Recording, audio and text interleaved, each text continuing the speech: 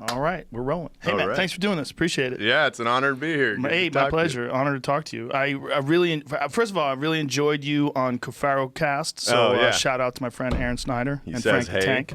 Say hey right back to him. I listened to you on that show and I was like, God damn, what an interesting guy. What a fucking crazy life you've had.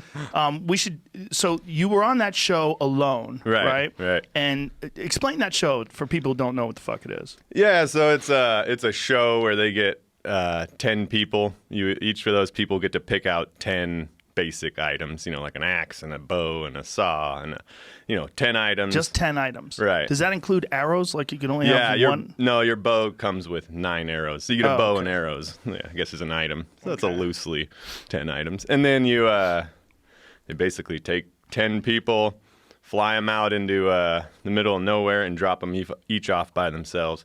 You got all the video camera equipment, and it's just self-filming, and it's basically the last one to give up wins. So wow. And how do you know if anyone's given up before you? You don't. You just they're out there. You could be out, like previously the show's been up. It's up to a year. So there's a year. Yeah, hypothetically it could go a year. Holy shit. So you just go out there and do your best and.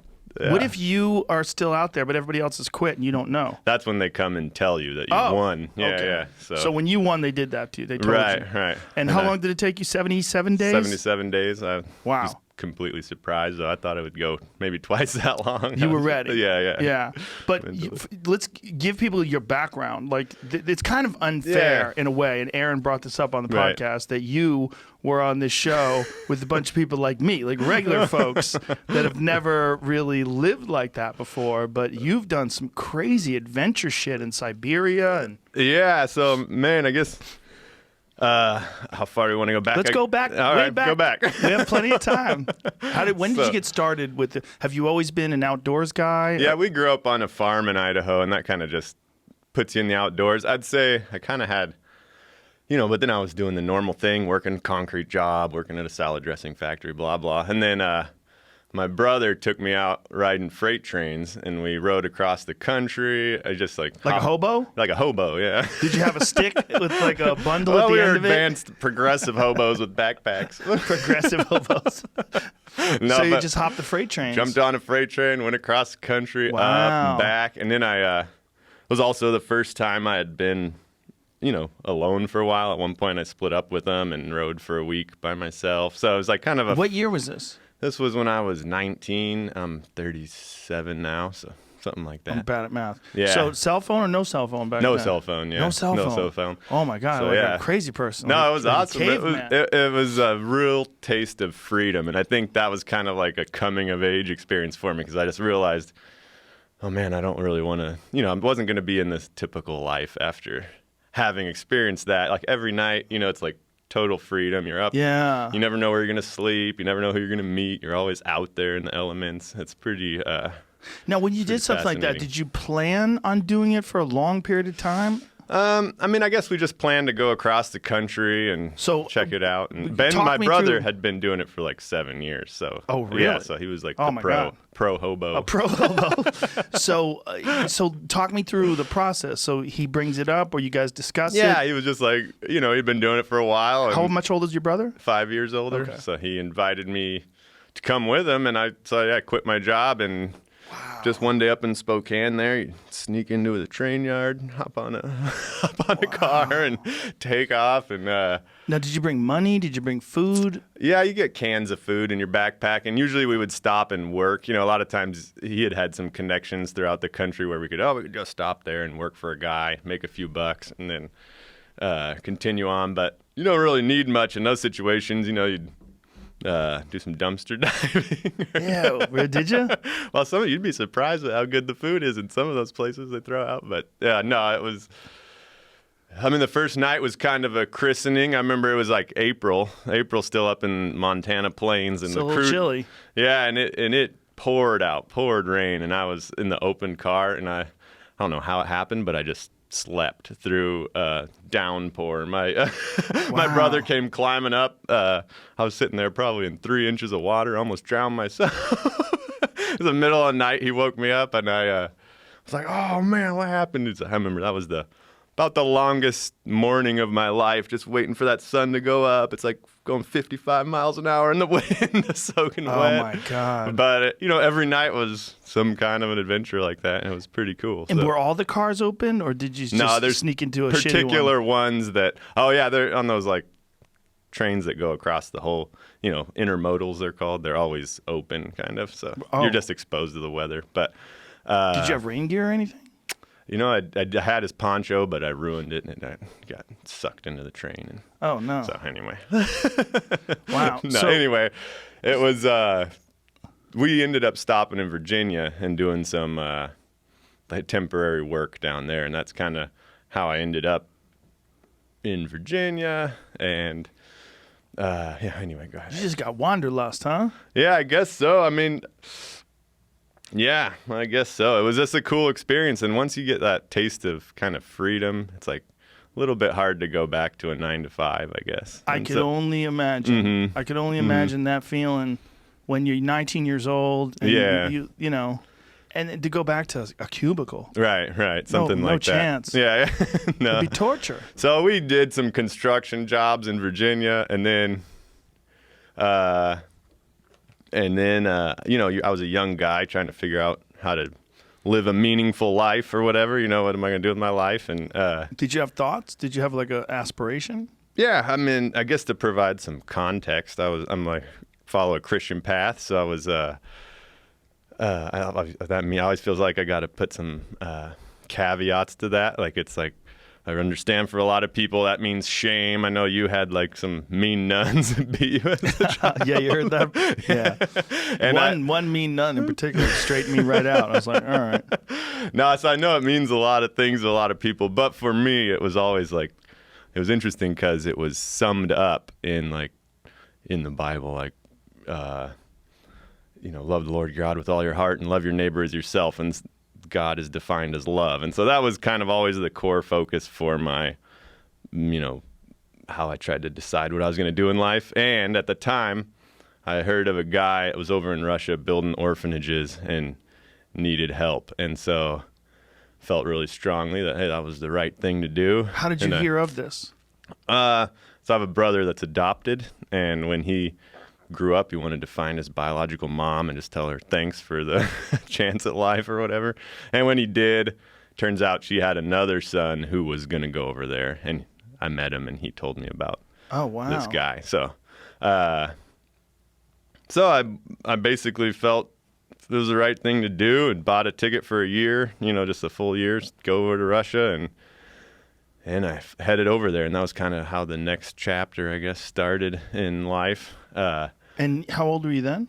Probably 21 or something. Yeah, 21. Mm-hmm. So 21, don't know anybody over there, don't know how to speak Russian. Yeah. That was interesting. Did you try to learn? Oh, absolutely. Russian? So this guy that was building the orphanage is an American guy, but I went over there and I didn't want to live with an American because I wanted to learn Russian. So he sent me to a neighboring village with these two families. Both of them were like ex-cons and, had spent a lot of time in Siberian prisons. But they had changed. They were like super cool dudes. One guy was just covered in prison tattoos, one of the funniest guys I know. But he... Did they drink a lot? They didn't. Those guys didn't because they had changed their ways, found God in prison. So they took me in like one of their own. And and I spent the better part of that year with those guys, learning the language. And how much did you know before you got there? How much Russian? Nothing, just the alphabet. Yeah, so it was. Can you read it? It was brutal. Yeah, I mean, I could make the sounds because I knew the alphabet, but I didn't know what anything meant. So, it was, that was an interesting experience. Like just very isolating, to be honest, but also it was. It was pretty cool. In Did you learn to write it? Yeah. So you could write things to people in that. What is that called? Cyrillic? Is that what it's called? Right. So you could write things in Cyrillic, and you could read it as well? Yeah, as I learned, of course, I could pronounce out the words because I could read it. I didn't know what anything meant. Over time, I started to learn of course, the guy I lived with just taught me all the prison slang and stuff. It was always prison bitch. Yeah, great Russian. Thank you. Wow. So, that's a crazy thing to do, to just go move there with no Russian at all. Did you buy a book on English to Russian? Yeah, but I found the best way, if you ever go to a different country and don't know anything, just have a notepad with you, and throughout you'll start to like get familiar with words as you live in there. And then at the end of the day, I'd write those words down as I recognize them. At the end of the day, I would look up the definition, and just 5 to 10 words a day, just slowly learn. And by the end of the year, I was pretty, starting to get to where I could be comfortable. It So took you could a have long a real time. conversation with people after a year? Yeah, it was brutal, kind of. It was a long time to wait. But Well, Russian seems like it would be harder than Spanish or French because you have to learn that crazy alphabet. It's so different. Well, it's the alphabet and the grammar's so different. Many times I don't know anything about it. How is the grammar different? So you don't speak like, if you want to say like, I love you. There's no form in the sentence. Like you could say you love I or love I you. You could throw the words in any order, but the word actually changes based on its role in the sentence. So when you're learning the language, you just get all these words dumped on you, and you have to like try to sort through, how it's formed. So how would you say I love you in Russian? No, you could say "Я тебя люблю" or "люблю я тебя" or "тебя я люблю." There's like Is there a reason why you'd say it in different ways? I think you could emphasize, make different. It is a flexible language in that, you could switch it up to emphasize certain aspects. Is it more ambiguous? Like, would people be like, "Are you sure?" Say it a different way. No, I think it works pretty good. How much do you love? Yeah. Is there That's not a phrase I got a lot of practice with when I was over there. Should have chose a different one. But it's fascinating it's fascinating that people speak in a completely different way. It's just a whole different way. It made me kind of understand, maybe that's why you get those like Russian authors that were so great, because they were supposed to, they were able to form ideas in a slightly more flexible way, maybe. It's kind of interesting. Right, It was interesting. It was interesting to learn a language that I was like, that's actually probably a better language in English in a lot of ways. Yeah, it was like, it's a lot of things it's more fun to speak in Russian because you can like switch up words and make weird But it's always been fascinating to me how people sound so different in different places.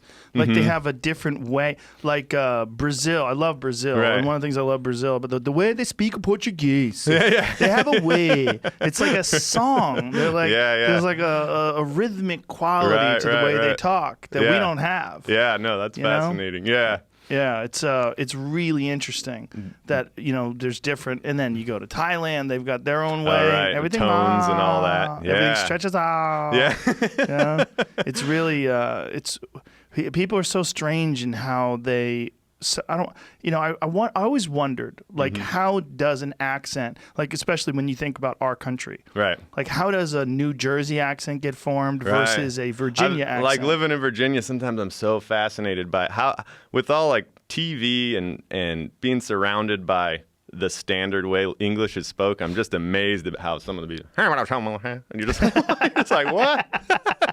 How do you still have that? But it's awesome. What is a Virginia accent like?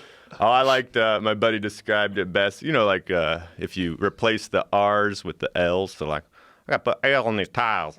Put an L instead of an R at the end of the word. That's air on tires? Yeah. Wow. Stuff like that. And you got to go, what? You're like, huh? Yeah. But then, no, it's pretty good. I don't know. Oh, and then there's people like Cajun country.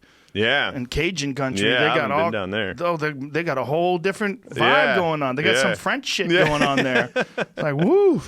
But it's crazy how, like, I grew up in Boston. Right. And I did this thing where I was on the news when I was 19. And I heard myself on TV, and I heard my fucking terrible Boston accent. Yeah. And I was like, oh my God, I got to get rid of that accent.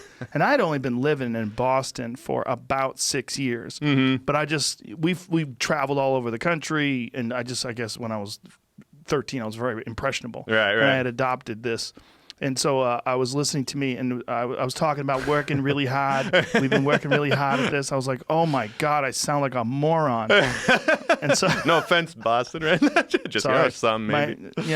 I mean, it's where I grew up, but I abandoned it. And there was a little bit of it still when I lived in California when I first moved here. No, you catch it, man. You catch the accents. I hang out with my wife's Filipino family. All of a sudden, I'll be speaking like watch out for the radar.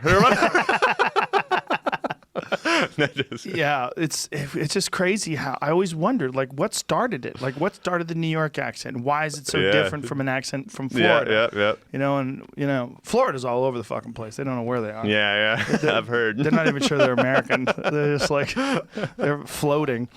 But so I hear. It's just, you know, you go to Texas, they're totally different way of talking than they do in California. It's like, it's interesting. It is interesting.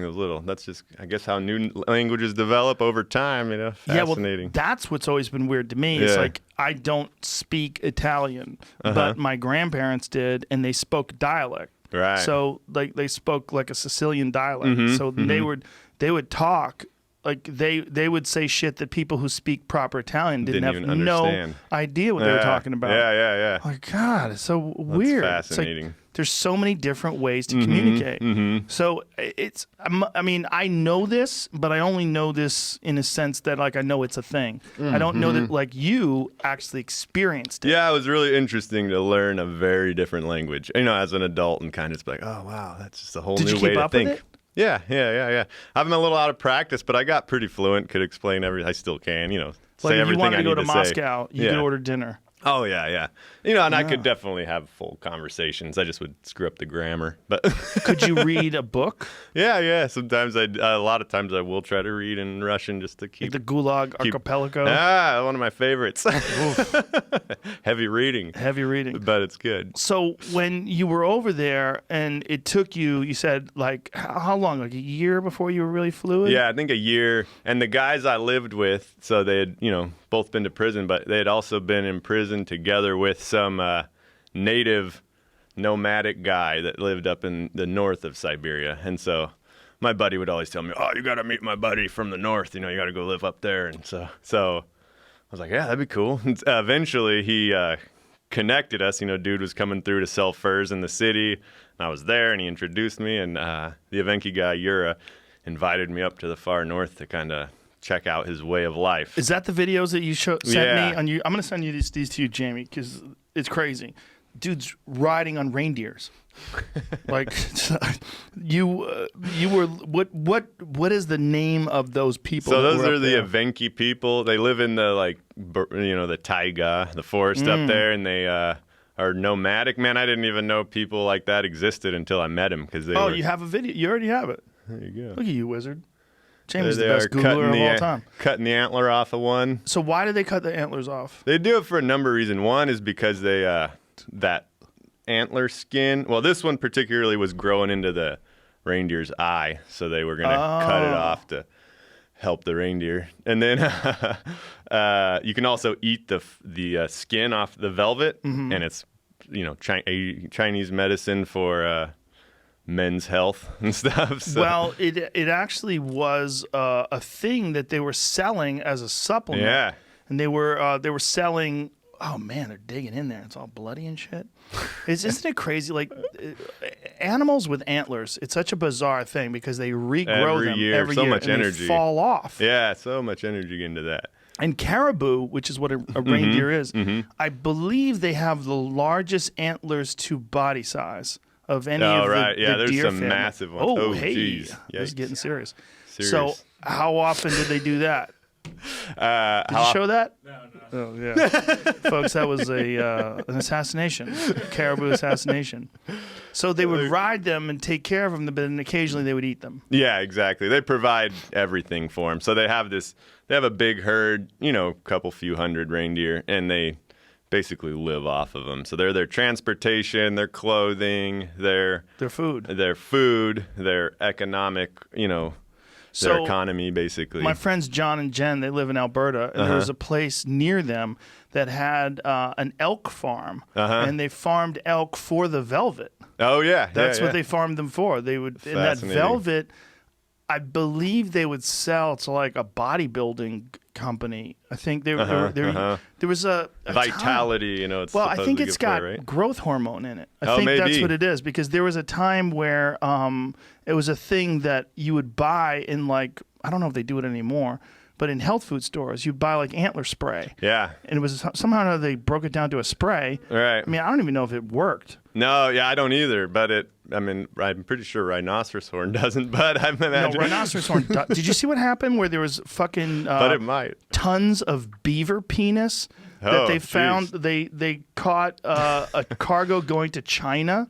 Black because market there was beaver penis. tons. Here, I'll send you this, Jamie. Fucking tons of beaver penis.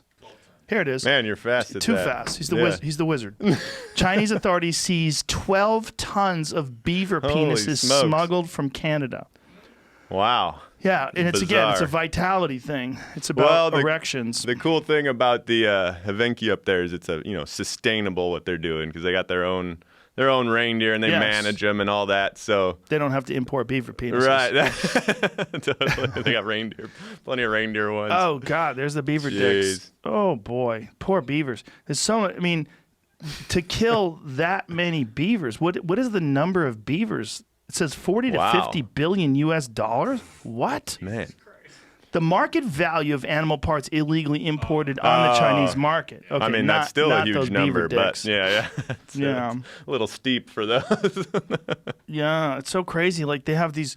Well, according to my friend who's been to China many times, he said it's not even that they really believe that like rhino horn is good for your dick, but what it is, it's like it's so hard to get and it's so exotic and illegal that they like having it. So they're like if a businessman comes over your house, yes, would you like some rhino horn? Yeah. Come into the secret room. Woo the folks. Yeah, push on the fucking wall of the library and slides, like spy movies, and you go back there to a tea room with rhino dick. Yeah. Deer antler velvet IGF-1 spray supplement. Yeah, $50. Growth factor in it. So Yeah. I don't know about that, but Is that? I think it's real. I mean, it could be the fact that they do grow so fast every year. There might be something in there. I don't know. Well, with but elk, they taste good. Just Does like it? off the velvet, and we'd roast it over the fire real quick. And what does it taste kind of like? got the bamboo shoot texture, like kind of that firm texture, but it's real smoky. And anything smoky is good. What does it say? Banned substances. Although was previously found on the World wow. Anti-Doping Agency's list of banned substances, deer antler spray was removed in 2013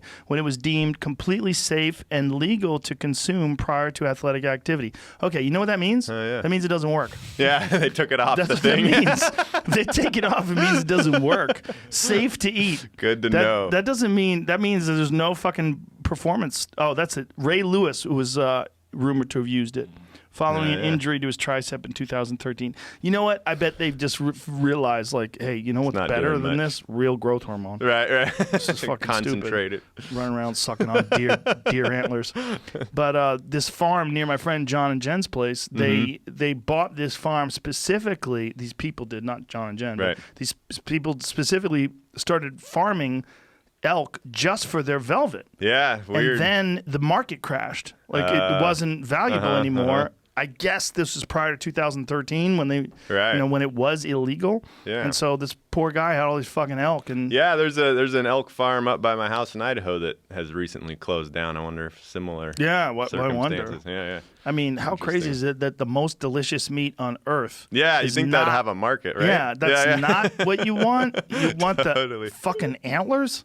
Yeah. Oh man, that's Such a crazy animal that they grow that stuff in like 3 months. Yeah, look at size the size of that rack. Just that rack on the wall back there is it's immense. got to be some growth hormone in there. It's something crazy. That's pretty wild. But also with elk, they keep them a lot longer than a lot of deer species because they use them to fight off wolves. So apparently they keep them like deep into the winter. Oh, okay, yeah.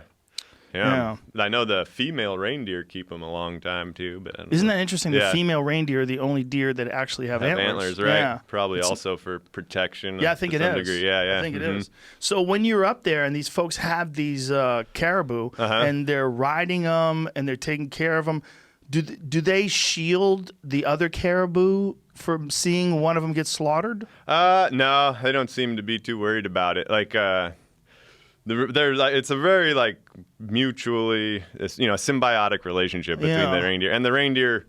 They're always getting attacked by wolves and tore up and stuff, and they always are coming to the people for protection in those times. Not only from wolves, but even from like mosquitoes and gnats. They'll build big smoky fires. So the reindeer know people are their friends, and I guess sort of are okay with an occasional eating, an occasional sacrifice. So if they have 200 of them, how often do they kill one?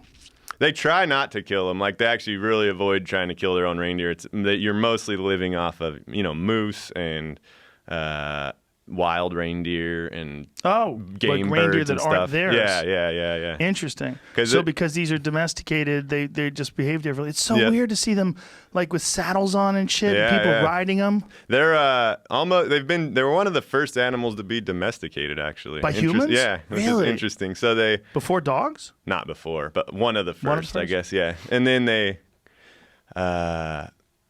and they've been domesticated so long that they don't even know how to domesticate wild ones anymore. So this is crazy. Jamie, go back to that. Let me see how they put up these teepees. It's a teepee. So is this they have this set up ready to go, and then when they get to a place and they decide to, then they pull out the sticks. They already have them. In the summer you're moving every 3 days or so, just following the reindeer herd through the forest. Wow. In the winter everything's a little slower. You'll be in a place for a month or so, but.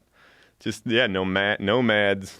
And what do they do when the weather sucks? Like they have this teepee You're just set up. Always out. You're just out in the weather. Also, basically, when it's really cold, -50. They have a little wood stove in the teepee, and it keeps the thing pretty warm. Asking about actually is the wind.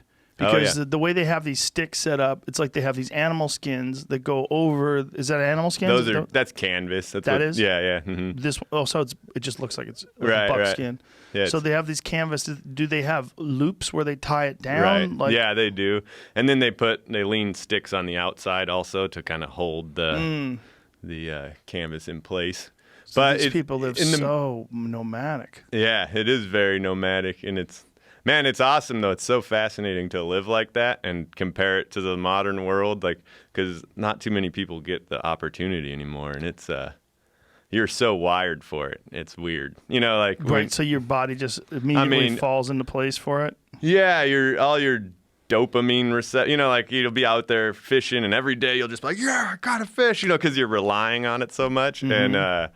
Whereas, in normal everyday life here in town and stuff, when do you get that excited? You're always, you don't have any schedule. So every day you wake up, it's like, well, what do I need to do today? And you can you're just free to choose. You can go try hunting, you can go collect berries, you go find your reindeer, and there's just a number of options all available to you, and they're all directly related to your life. So you don't have any, there's no money being thrown around out there. It's just kind of, I'm hungry, let's go fishing, let's go to that spot because it's cool. What do they do if they get injured?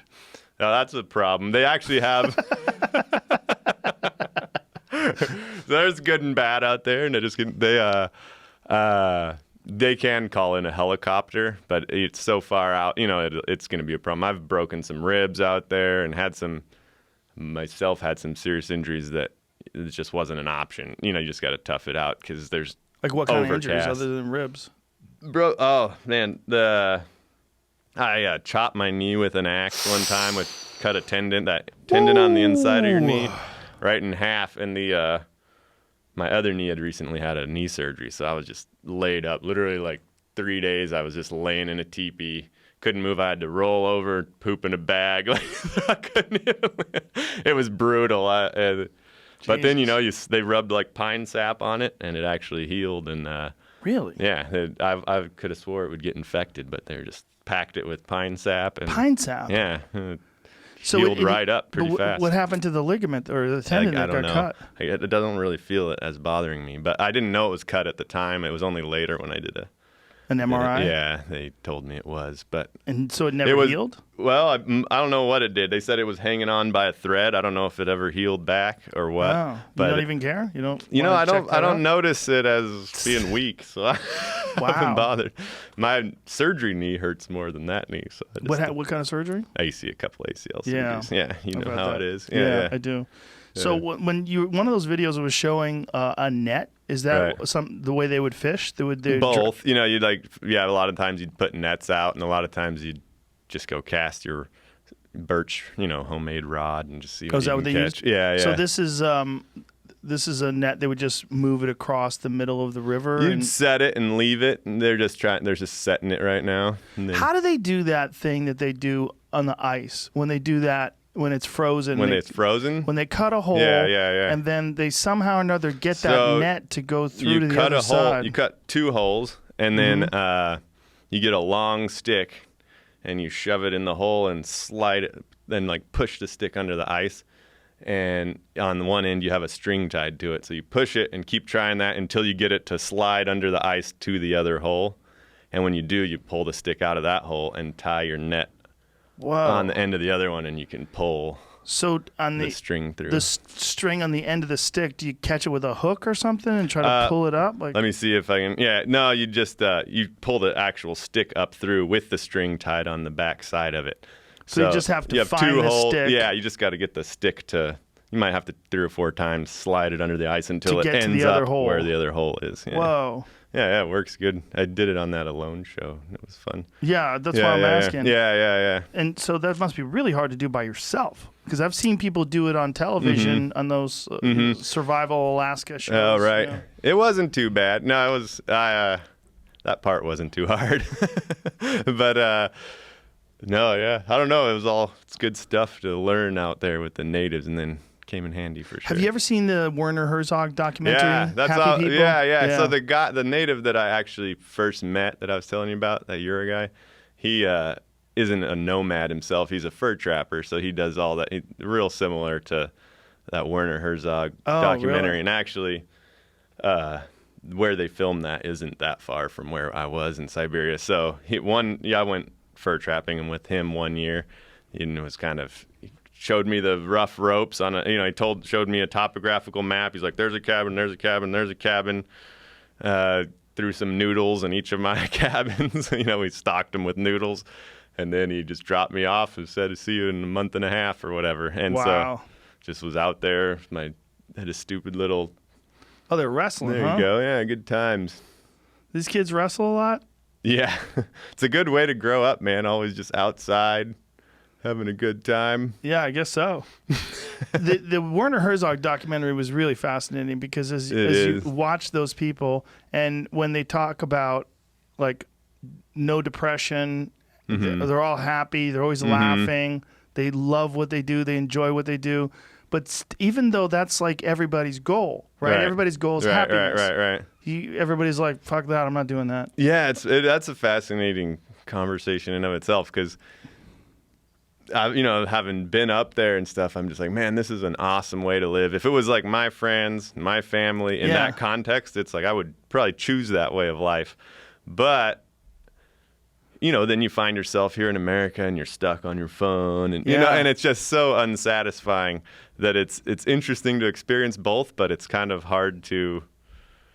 Because you're in where you are, so my family's all here, everybody's all here. We're not nomads, Right. But it's funny to have experienced that way of life and almost think, man, that's kind of what we're made for. It's almost better. I wish I could implement that in some way, here. Well, I'm aware of that because people say it, but I'm not aware of it in the sense that I've experienced it before. Right. I've never experienced like just completely living. I've hunted, and I've camped out for a week at a time or so. Yeah, you start to get a feel for it. Yeah, huh? Maybe. Sort of. Maybe not. I think it seems like when there's no other option, like that's how you're eating. Yeah. We were eating Mountain House, and and when we shot a deer, then we'd eat the deer. Right. But, yeah. No.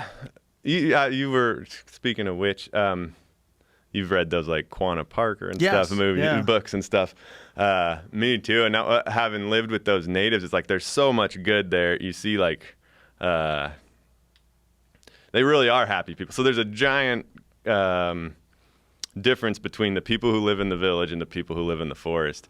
And the people who live in the forest, you would genuinely call like happy people. Like they're knowledgeable, they're being productive, they're doing all this stuff. Whereas when you go to the village, it's just like everybody's drunk, nobody's doing anything. It's like just a total wreck, especially villages that don't have any reindeer herding connected to them, because they kind of don't have their cultural context to remain connected to. So so at least in the villages that have reindeer herding, the kids can go out in the summer and live with the reindeer herders and kind of experience that.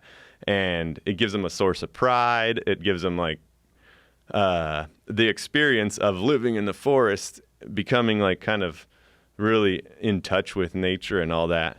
And whereas in the village, it's just kind of a dark hole. Everybody drinks. In those native villages, it's like the statistic is that 1 out of 3 people die of suicide, homicide, or accident. So it's just, and you feel it. Like I've got some stories of that. That's just brutal too. But when I read those, like, you know, Empire of the Summer Moon, those types of books, and I grew up with a couple good friends that were Native American, and it really made me think, like, I wonder if you could, seeing how well, how much of a difference it makes having that culture intact to some degree.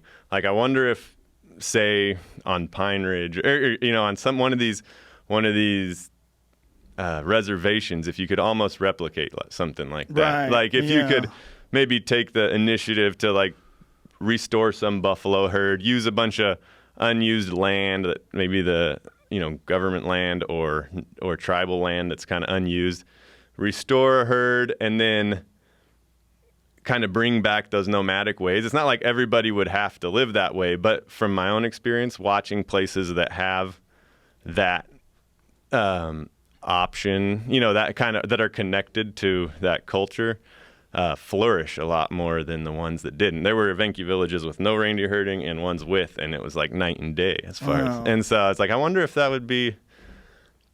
Anyway, it's something I've thought about. It's an interesting thing to think of, but one of the things that happened to the Native Americans in this country is all the pieces of land that they got for reservations sucked. Yeah, I know. That's the dirty trick that the white man pulled. Oh, for sure. I wonder.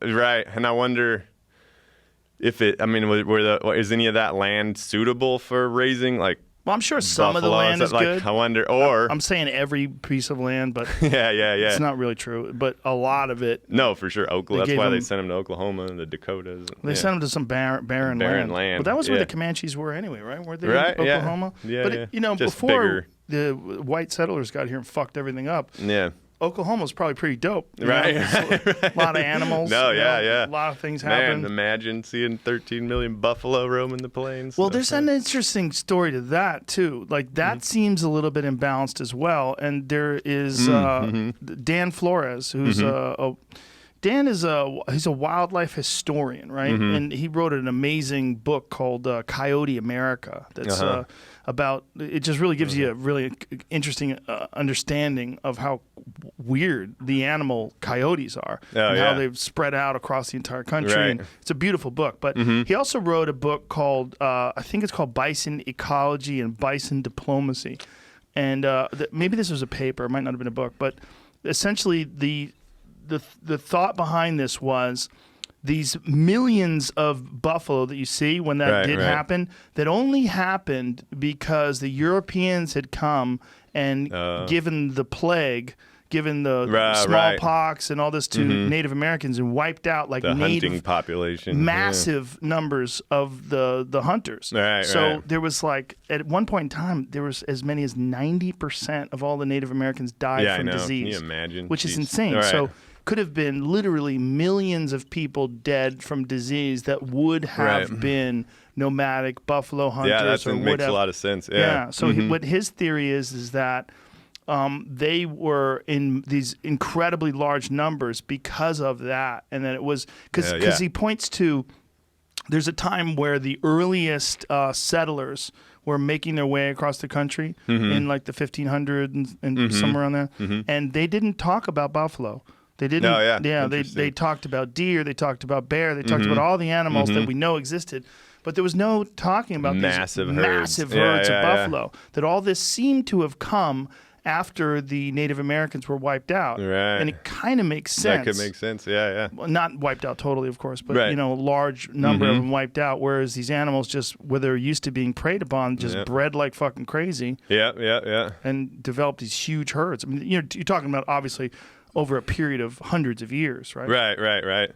Yeah, no, that makes sense. That'd be interesting to, or maybe those travelers didn't run into the herds if they were bunched up in groups. Yeah, somewhere, that's possible too. But who knows? No, it makes a lot of sense. 90% of the population, it's like, it's a really interesting story. Like when he breaks it down, Like it really is an imbalance if you think about it. Like, why would there be 1 million buffalo or many millions? Where's the predators? You know, it's and crazy. Stuff, right? Yeah. Well, buffaloes are so interesting too because they don't really. Predators don't fuck with them. Yeah. This giant furry thing, you can't even kill it. They're so big. There's so many of them. They're just gonna stomp you. Right. You know, my friend Remy Warren, he's very famous in the hunting world, and he had a show called Apex Predator, and he replicated a famous Native American painting. And this famous Native American painting, what they would do is they'd kill a coyote, they would skin the coyote, and then put the coyote skins on and walk on all fours up to the buffalo, and then shoot it with a bow and arrow. Because the coyotes were no threat to the buffalo at all. So the buffalo would look at a coyote like, "What? You want some of this, bitch?" Like it was like a baby coming up to a grown man and trying to pick a fight. Like they weren't worried about the coyotes. Yeah. No, so I believe it. It's a famous painting of. I've seen those two guys sneaking up on the herd. Apparently that's literally what they used to do sometimes. Yeah, they had a bunch of different strategies for how to get close enough to the buffalo because you know. If they're using a traditional bow like they had, you know, if you're shooting 40 yards, if you're Aaron Snyder, maybe. Yeah. You know what I mean? Totally. But when you get into that range, like 50, 60 yards, like good fucking luck. Oh, man, you're lobbing them. Yeah. Really, and it's probably going pretty slow anyway by the time it gets there. It's not going to get much penetration on an enormous animal with 2x4s for ribs. Yeah. You know? Man, I can imagine hunting through those herds. You know, they say they'd like just sending arrows into this massive running herd of buffalo while you're on your horse next to it. You know, some fascinating stuff. Well, that book by Sam Gwynn, what does he call himself? S.E. Gwynn? His name's Sam Gwynn, who I had on the podcast. When you read that book, the life that they had was so intense, the Comanche, and it was so fascinating. That kind of makes you want to live like that. Yeah, no, even right, man. That's what I was talking about earlier. Like even living with the nomads in Siberia, it's like after having done that, it's a harsh climate, you know, brutal place. The alcoholism's rough, so it's a problem. But all that into account, it's like, man, you would almost choose this, you know. Especially now, we have the advantage of having modern medicine and stuff, also. Yes. So supplies, you know, that you can get. So you're not going to starve if your hunt's bad, and you're not going to, you know, a broken leg won't end you. That's fascinating. That's part of the reason why it's like, I wonder if now you could kind of help revitalize some of that culture in a way, you know, like just to... You would have to have an enormous piece of land. See, the beautiful thing about the way the Native Americans lived before the white settlers came along was that there's no boundaries. The worst they had to worry about was other tribes. I mean, and what they did to each other was fucking horrific. Right. That's the other thing that gets documented in S.E. Gwynn's book. In Empire of the Summer Moon, because we have this narrative that the white man came along and did terrible things to the Native Americans, and the Native Americans did terrible things to the white man. But no, they were doing terrible things to each other. Right. They're humans. Right. Humans do terrible fighting, things to each other, especially fighting over resources, fighting over you know, land and women and buffalo and all the other stuff they fought over. Yeah.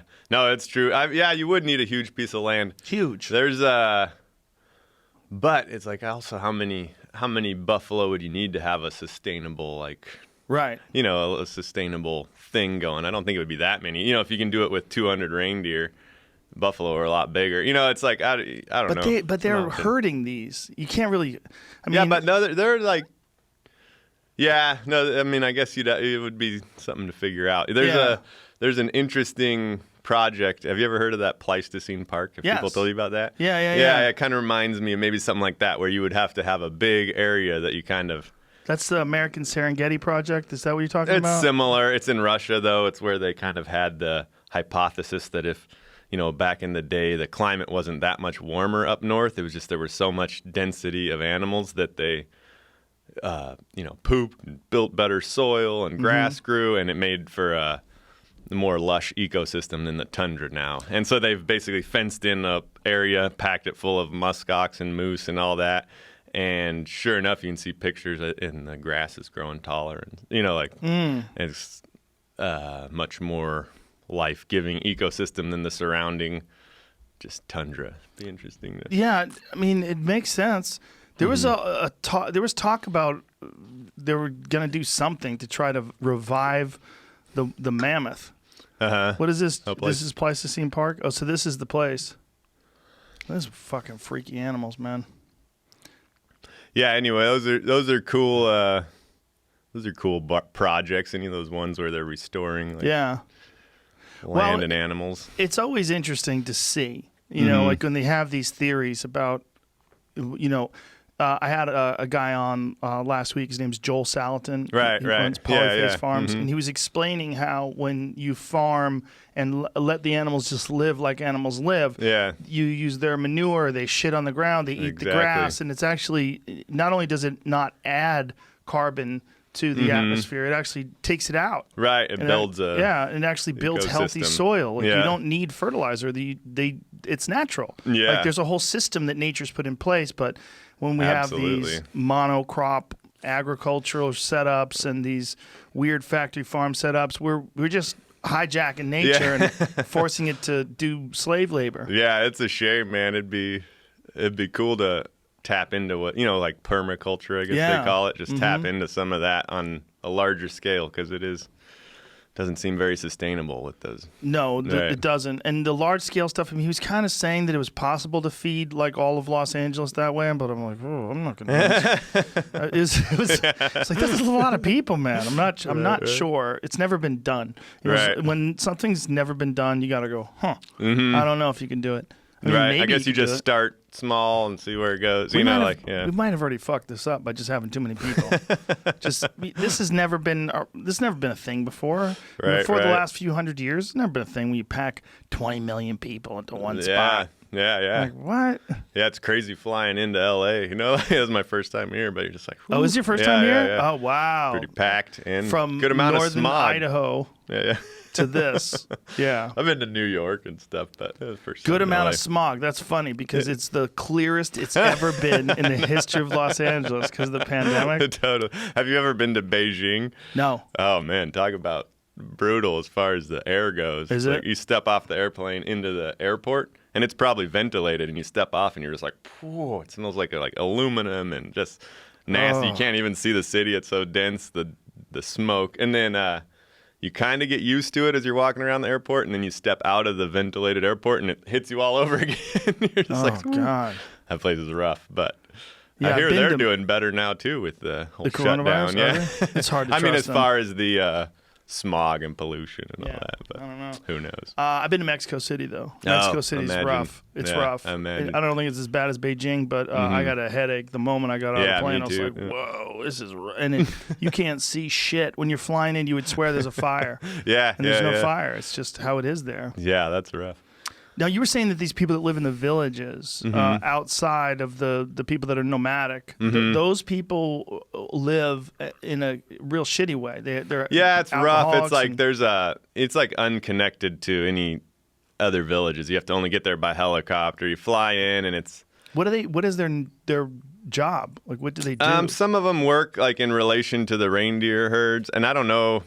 I think a lot of people live off of like grandma's pension, which, you know, in Russia is probably like $100 or something, you know, and, you know, some people work at the school and the administration. There's just not a lot going on, but a lot of people are sustenance, like hunters, fishers, and trappers that live in the village. But yeah, it's so weird because the first time I went there, it was just like, man, this place is crazy. Everybody's drunk. It's just like being in like a zombie land. Like even when the reindeer herds will come from the woods, they'll like run into their house, lock the doors, shut everything up, and then you'll just see everybody like marching over to the house. And then they'll start banging on the doors and the windows, and the guys inside the house, get out of here, you know, like, and just drunks. It's just drunks. It's just insanity, like. But it's weird because then you take the same people, go into the woods, they sober up, and it's just night and day. It's so weird. So weird. And then,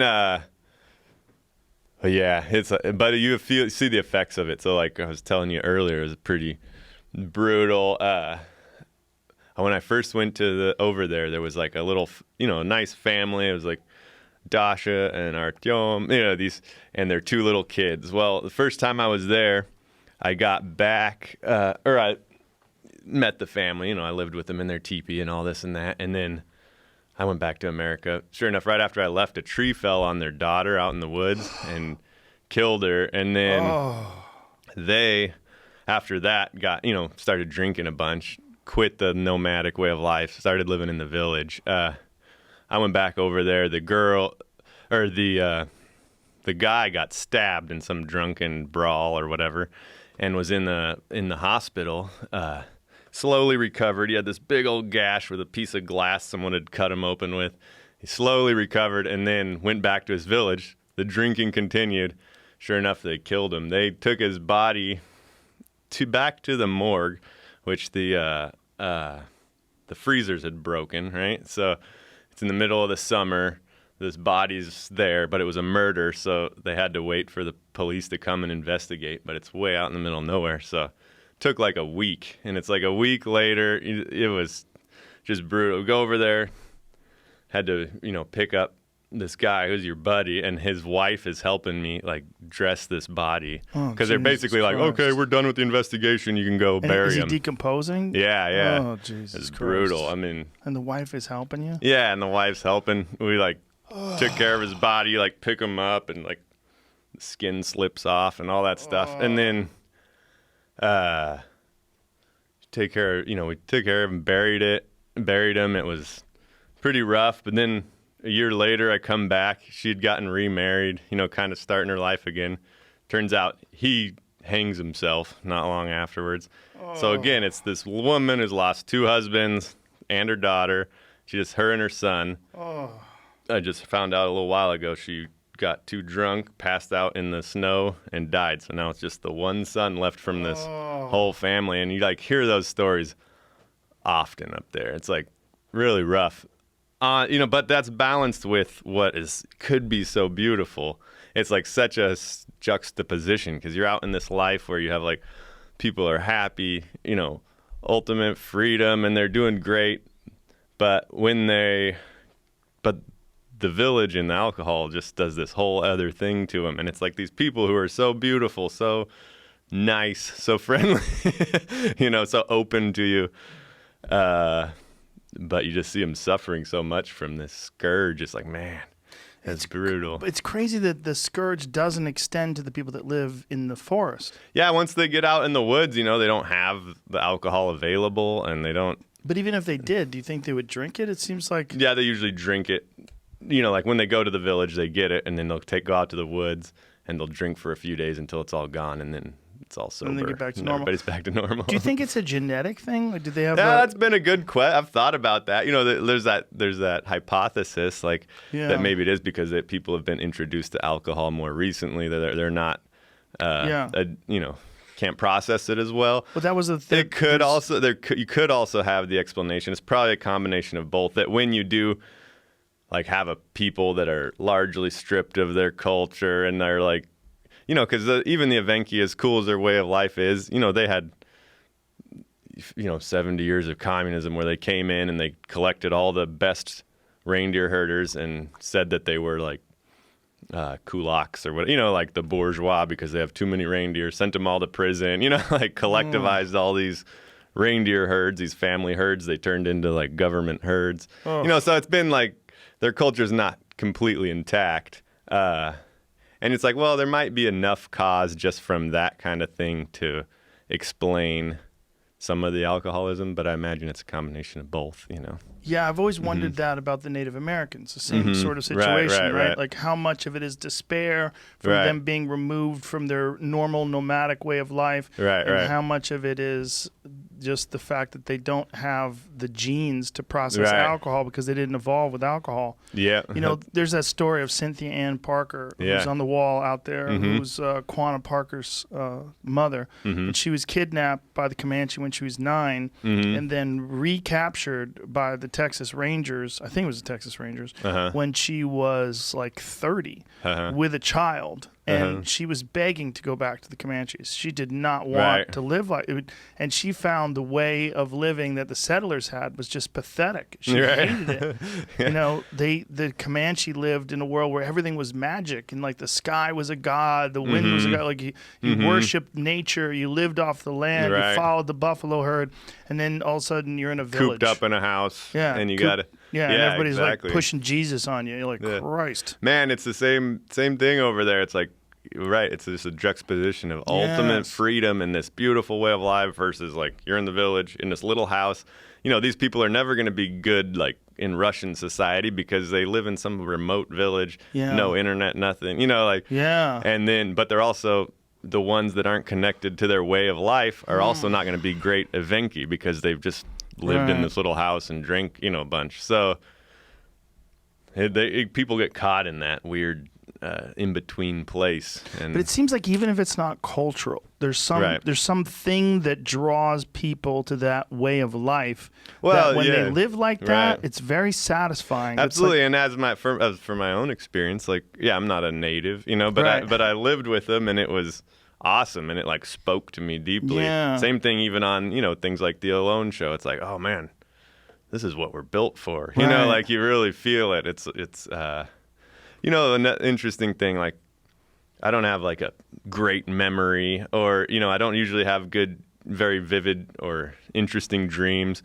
But when I'm in the forest, you know, it's like I have all these vivid dreams that seem really meaningful and powerful. It's like my memory's way better. I remember people that I've long forgot. Just because you go so long without distraction, you can really delve into your thoughts. And it's a fascinating thing to experience. And once you do, you kind of realize, you know, what's missing. And it was interesting listening to you talk to like Elon Musk. And as the, you know, inevitable march of progress moves forward, it's like we kind of lose things, but we don't actually know what we're losing, you know? And so as far as like the natives, and like one of the reasons I want to see them preserve their culture and their old ways and take it forward is just as kind of a memory receptacle, so that as things move forward, we can still connect, you know, with what we've lost, because it is a lot, you know. Well, it seems like we're becoming something different. It seems like we used to be this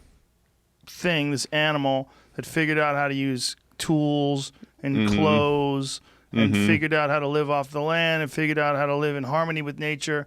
And then we invented electricity. It changed a lot. Then we invented something that allowed you to project media, like whether it's radio at first and then television. And then we are connected in this way where the world it's a smaller place in some ways, because you're connected to everybody, but it's still the same size, really. And it's also far more complicated because you get so much information. There's so much shit to thrown parse. Like Twitter. Like, I don't know if you go on Twitter, but I've actually saved myself from that. Dip my toe into it every now and then just to peek at the fucking madness. It's like a bunch of chimps with weapons just fighting in a box. Yeah, it's rough. Madness. I've appreciated your stance on like putting something up and forgetting about it, but it is dodge.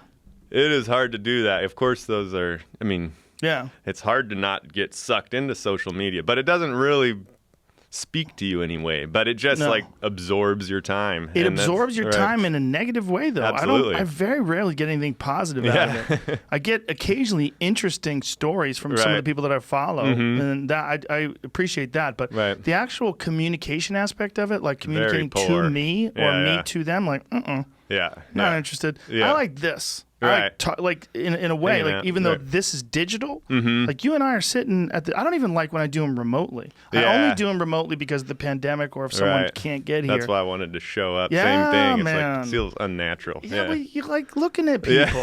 I want to be in the room with you. Totally, you know, totally. it feels better. It's fun. But I think that's ironically, because podcasts are a digital medium in a lot of ways.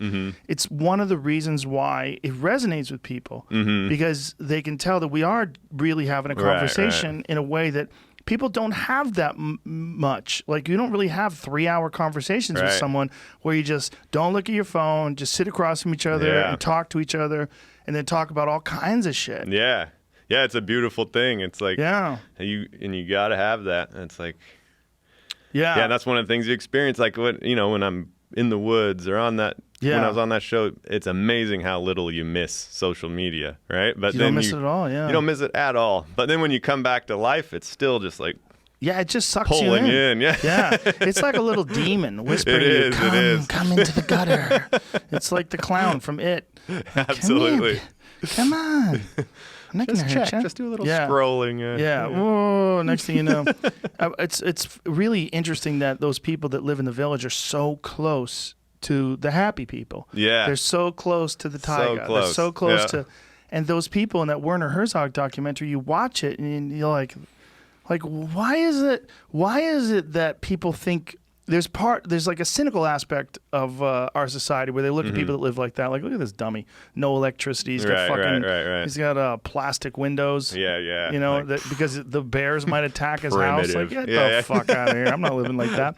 But meanwhile, he's not on antidepressants. You are. He's not on, he's not on Xanax. You are. Right. He doesn't drink before he goes to bed every night because he can't deal with life. You do. it's cool because you're out there and it's like, yeah. your creative juices flowing, like you get problems constantly coming up and it's like you gotta think to solve them, and they're all, that's probably how people like developed creativity. It's like, how do I catch this moose, or how do I do this or that, and you really just feel alive in that way. You really do. Well, so many people have done it and like detached and then documented it. Like I'm sure you're aware of Dick Prenicky. Yeah. So he's got, there's a bunch of great videos of him before he died where he moved up there. I believe he had some sort of an industrial accident when he was like in his late 40s or early 50s and almost went blind and then made the decision, like, I'm not living like this anymore. I'm going to get a fucking cabin and just live in the woods and live off the land. And there's something so universally appealing about that, where those videos are fascinating. Watching him make his tools, build his house. Right, and that's what just to add to that, it's super appealing. What's actually interesting about like native culture and stuff is you have that, but you also have community because you've got like multiple teepees or whatever, all these people, and you're interacting with your family and loved ones while also, living in a. Yeah, you're not out by yourself. And they're all living that kind of fulfilled life. Right. So you're all like feeding off it together. You're very in touch with like the cycles of life. Like it didn't feel, death feels more like a natural part of the. You're always seeing it with the reindeer and with this and that. There's always, and it just feels more a natural part of life. There's a little bit less existential angst, I would imagine, amongst the average nomad out there than there is here in LA.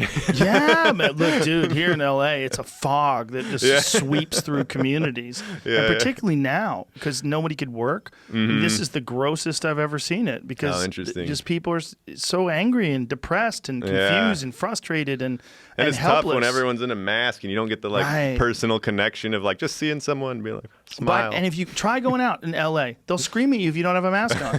Put your fucking mask on. I'm like, I'm on the other side of the street, bitch. They scream at you. Like, I'm nowhere near you. The law! The law! They're fucking, everyone's Judge Dredd. It's like, come on. Jesus Christ. Some common sense. Meanwhile, I was in Texas this last weekend. Normal. People say hi, shake your hand.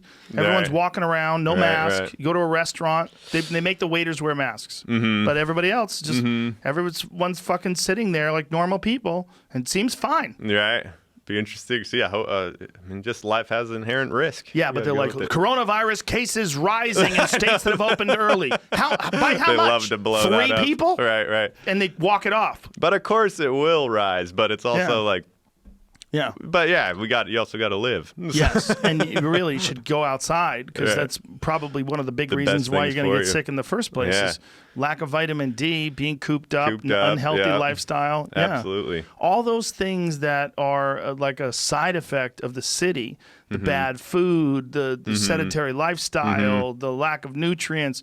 All those things contribute to all those diseases. And then people being stacked on top of each other. Like think about where they got it the worst. New York City. Of course, New York City, which think about how they live. They live in this really weird way. It's exciting. It's fun. A lot of action. Yeah, a lot of energy. Bam, bam, fuck you. I was like, whoa, this is a crazy place to live.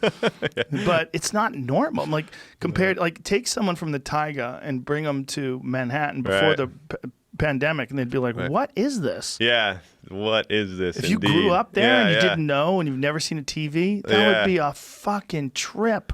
It would be. Oh my God. You'd be exhausted immediately. There's a Vice Guide to Travel special online that you could watch on this guy, Heinmo. and he lives in Heimo Koth, I think his name is, and he lives in really far north Alaska, and it's Heimo's Arctic Adventure is what it's called. And this guy moved out there, I believe, in the 70s. He was working as a logger, and he has a permit to have a cabin up there. He's like the last guy to have a permit, and he has like the permit on his door in case someone stops by, because he's really not supposed to live out there, but he's allowed to. And he's a really intelligent guy, really articulate guy. And he just talks about how he just hunts caribou and catches fish. And that he believes this is how people are supposed to live. And he just feels really connected and really healthy and happy. And I mean, he looks great. And he's like in his 60s. He's just wandering around hunting and fishing, and occasionally has to shoot a bear because it's fucking trying to steal his food. But there's something about it that, again, this is not a guy who grew up like that. I mean, he didn't, but he just, it resonated with him in a way that nothing else did. Yeah, like my wife came with me to Siberia spent a winter and a summer, but you know, it's like, she's from New York City. And, oh, no way. Yeah, and she went out there and loved it. You know, like it's like a way better, she could see what it was. It's, she could feel that connection. It actually, interestingly, is a little tougher. That guy. There's Heimo. Oh, there he goes. And he lives up there. And one of the things that he said that was really interesting, and so what's really funny is this dude who's with him is, I guess you could call him a millennial, and just looks like a reporter. Just a little fellow with glasses on. He's probably never done this a day in his life, but he's got balls because he went out there and lived with this guy for a little bit and stayed in a tent and the whole deal. But this guy had never seen 9/11. Heimo had never, didn't know anything. He never heard that it happened. Yeah, and then one day, years later, I believe he saw a photo of it. It's like that Japanese guy that didn't know World War II ended. Right, exactly. The guy on the island. Yeah.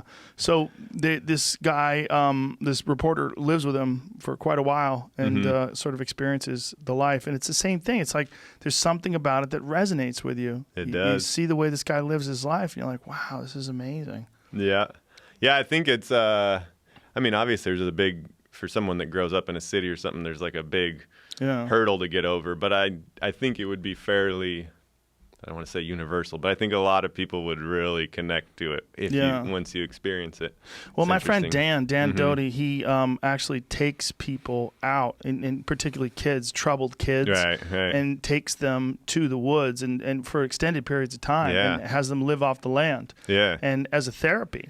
So you take these kids that have affluenza, you know what that is? Yeah, too affluent. You grow up That's and a sickness it's a sickness. You grow up with nannies, no connection to your father and all that kind of shit, and they take them out to the woods. And Dan has this whole he's got some project he's doing, I forget what it's called, so you can find it, Dan Doty, but he actually has extended this to men, and there's these retreats that they do, and essentially the idea is like to just reconnect people with nature, reconnect people with hard work and living in the forest in a natural way as a therapy. And there's something incredibly, there it is right there. What is it called? Every Man. Yeah, and that's my buddy cool. Dan, the guy on the right. I've been hunting with him. He used to be on the Meat Eater crew, and then now he's doing this. And that's cool. Oh, that's me and him. Yay. There you go. And Dan's just a great guy, and it's a really interesting thing that he sort of felt like he had a calling to introduce people to this sort of way of life as a therapy, as just giving them a new perspective and letting them know that there's actually meaning to this. This is not as simple as like, oh, let's go camping and be an asshole and fucking drink beer. Get a deeper.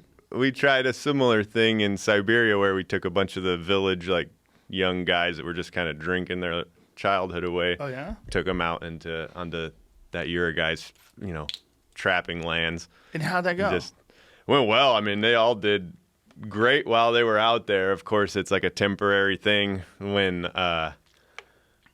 unfortunately, like when I left, a lot of them went back to doing the same thing they were doing. But it's like gives people an opportunity. Like that's all you can do. You can't force anyone to change, but. Yeah, you can show them the stream, but you can't make them drink. Exactly. Yeah, it's got to be hard because if you've experienced that way of life only briefly, but the other way of life is very normal. Well, you just go back to your old friends and your old, Although that said, there was one dude that did a full 180. On Really? life. Yeah. I got, Well, that's all you need. so, yeah. Just one is a victory. Exactly. That's really like out of how many people? Oh, there was actually only like 5 that went out there. That's with pretty us. amazing, So it's actually then. pretty good, I guess. That's amazing. That's great odds. It felt not like a failure, but it just felt like Hey, man, 20%? potential. Well, yeah, I guess so. You have to look at That's it that way. Excellent odds in that regard. Fuck, that's incredible. I mean, if you could get 100 people and 20 of them turn their life around, that's I guess as right. good as any therapy as good as you're you ever could gonna hope have. for, right? Yeah. For sure. I mean, how many people go to therapy for years and barely budge? Right. Yeah, that's absolutely true. Yeah, when you think of it that way, there you go. Thanks for the new perspective. So, were you aware of Alone before you went to do it? Yeah, I was. Like I had watched it. I don't watch much TV, but it happened to be the one show that I kind of liked. So I watched the first 2 seasons and basically just sent him a link to my YouTube page? videos. I was like, everyone watches it and like, I could do that. And then I forgot about it. And then a few years later, they called me out of the blue and said, "Yeah, we want you on season 6." And I was Well, like, it must wow. be like Fear Factor. When we were doing Fear Yeah. Factor, we would get just not. I mean, I wasn't going through them, but the people Right. that were going through the casting folks, they would get just fucking stacks and Swamped. stacks Yeah, of yeah, people yeah. trying to get on the show. Oh yeah, It was impossible Same to thing. navigate it all. Yeah, dude, you'd have to get really lucky to even. But they found you. Yeah, they found me somehow, and then. I would think that they would think you were a little bit too good at it. Like this fucking guy's already done this. Yeah, I guess I don't know what they thought, but I was pretty happy when when I found out it was going to be in the north. I was like, oh, awesome! I like that place. That's your style. And Dude. how much money do you win when you win it? 500,000. Woo! It was a nice little That's a chunk good of chunk of change. change. Yeah. So it's definitely motivating. It's a lot of manual labor to do that. Yeah, no Which shit, is what right? I was doing. Especially so. 77 days worth. Yeah, right? yeah. If you could bang out $500,000 in 77 days, you're doing pretty fucking Not good. bad wages, no. Yeah, real good. Yeah. So when you sign up for the show, Mm-hmm. how much time in advance do they give you? You probably hear maybe 2-3 months before they drop you off. Couple so months. when you hear, you're gonna. Well, I guess actually it might be it's like a month and a half. Yeah. From when they select you to when you get dropped off. So when basically. you knew you were selected and Mm-hmm. you knew did you do anything to prepare? You do little things. Like I had been living with my family. Like I haven't been in Russia for a few years because I had a few kids and doing the little family thing. And I found out what was going on. I was like, oh man, like I'm a little rusty on all this.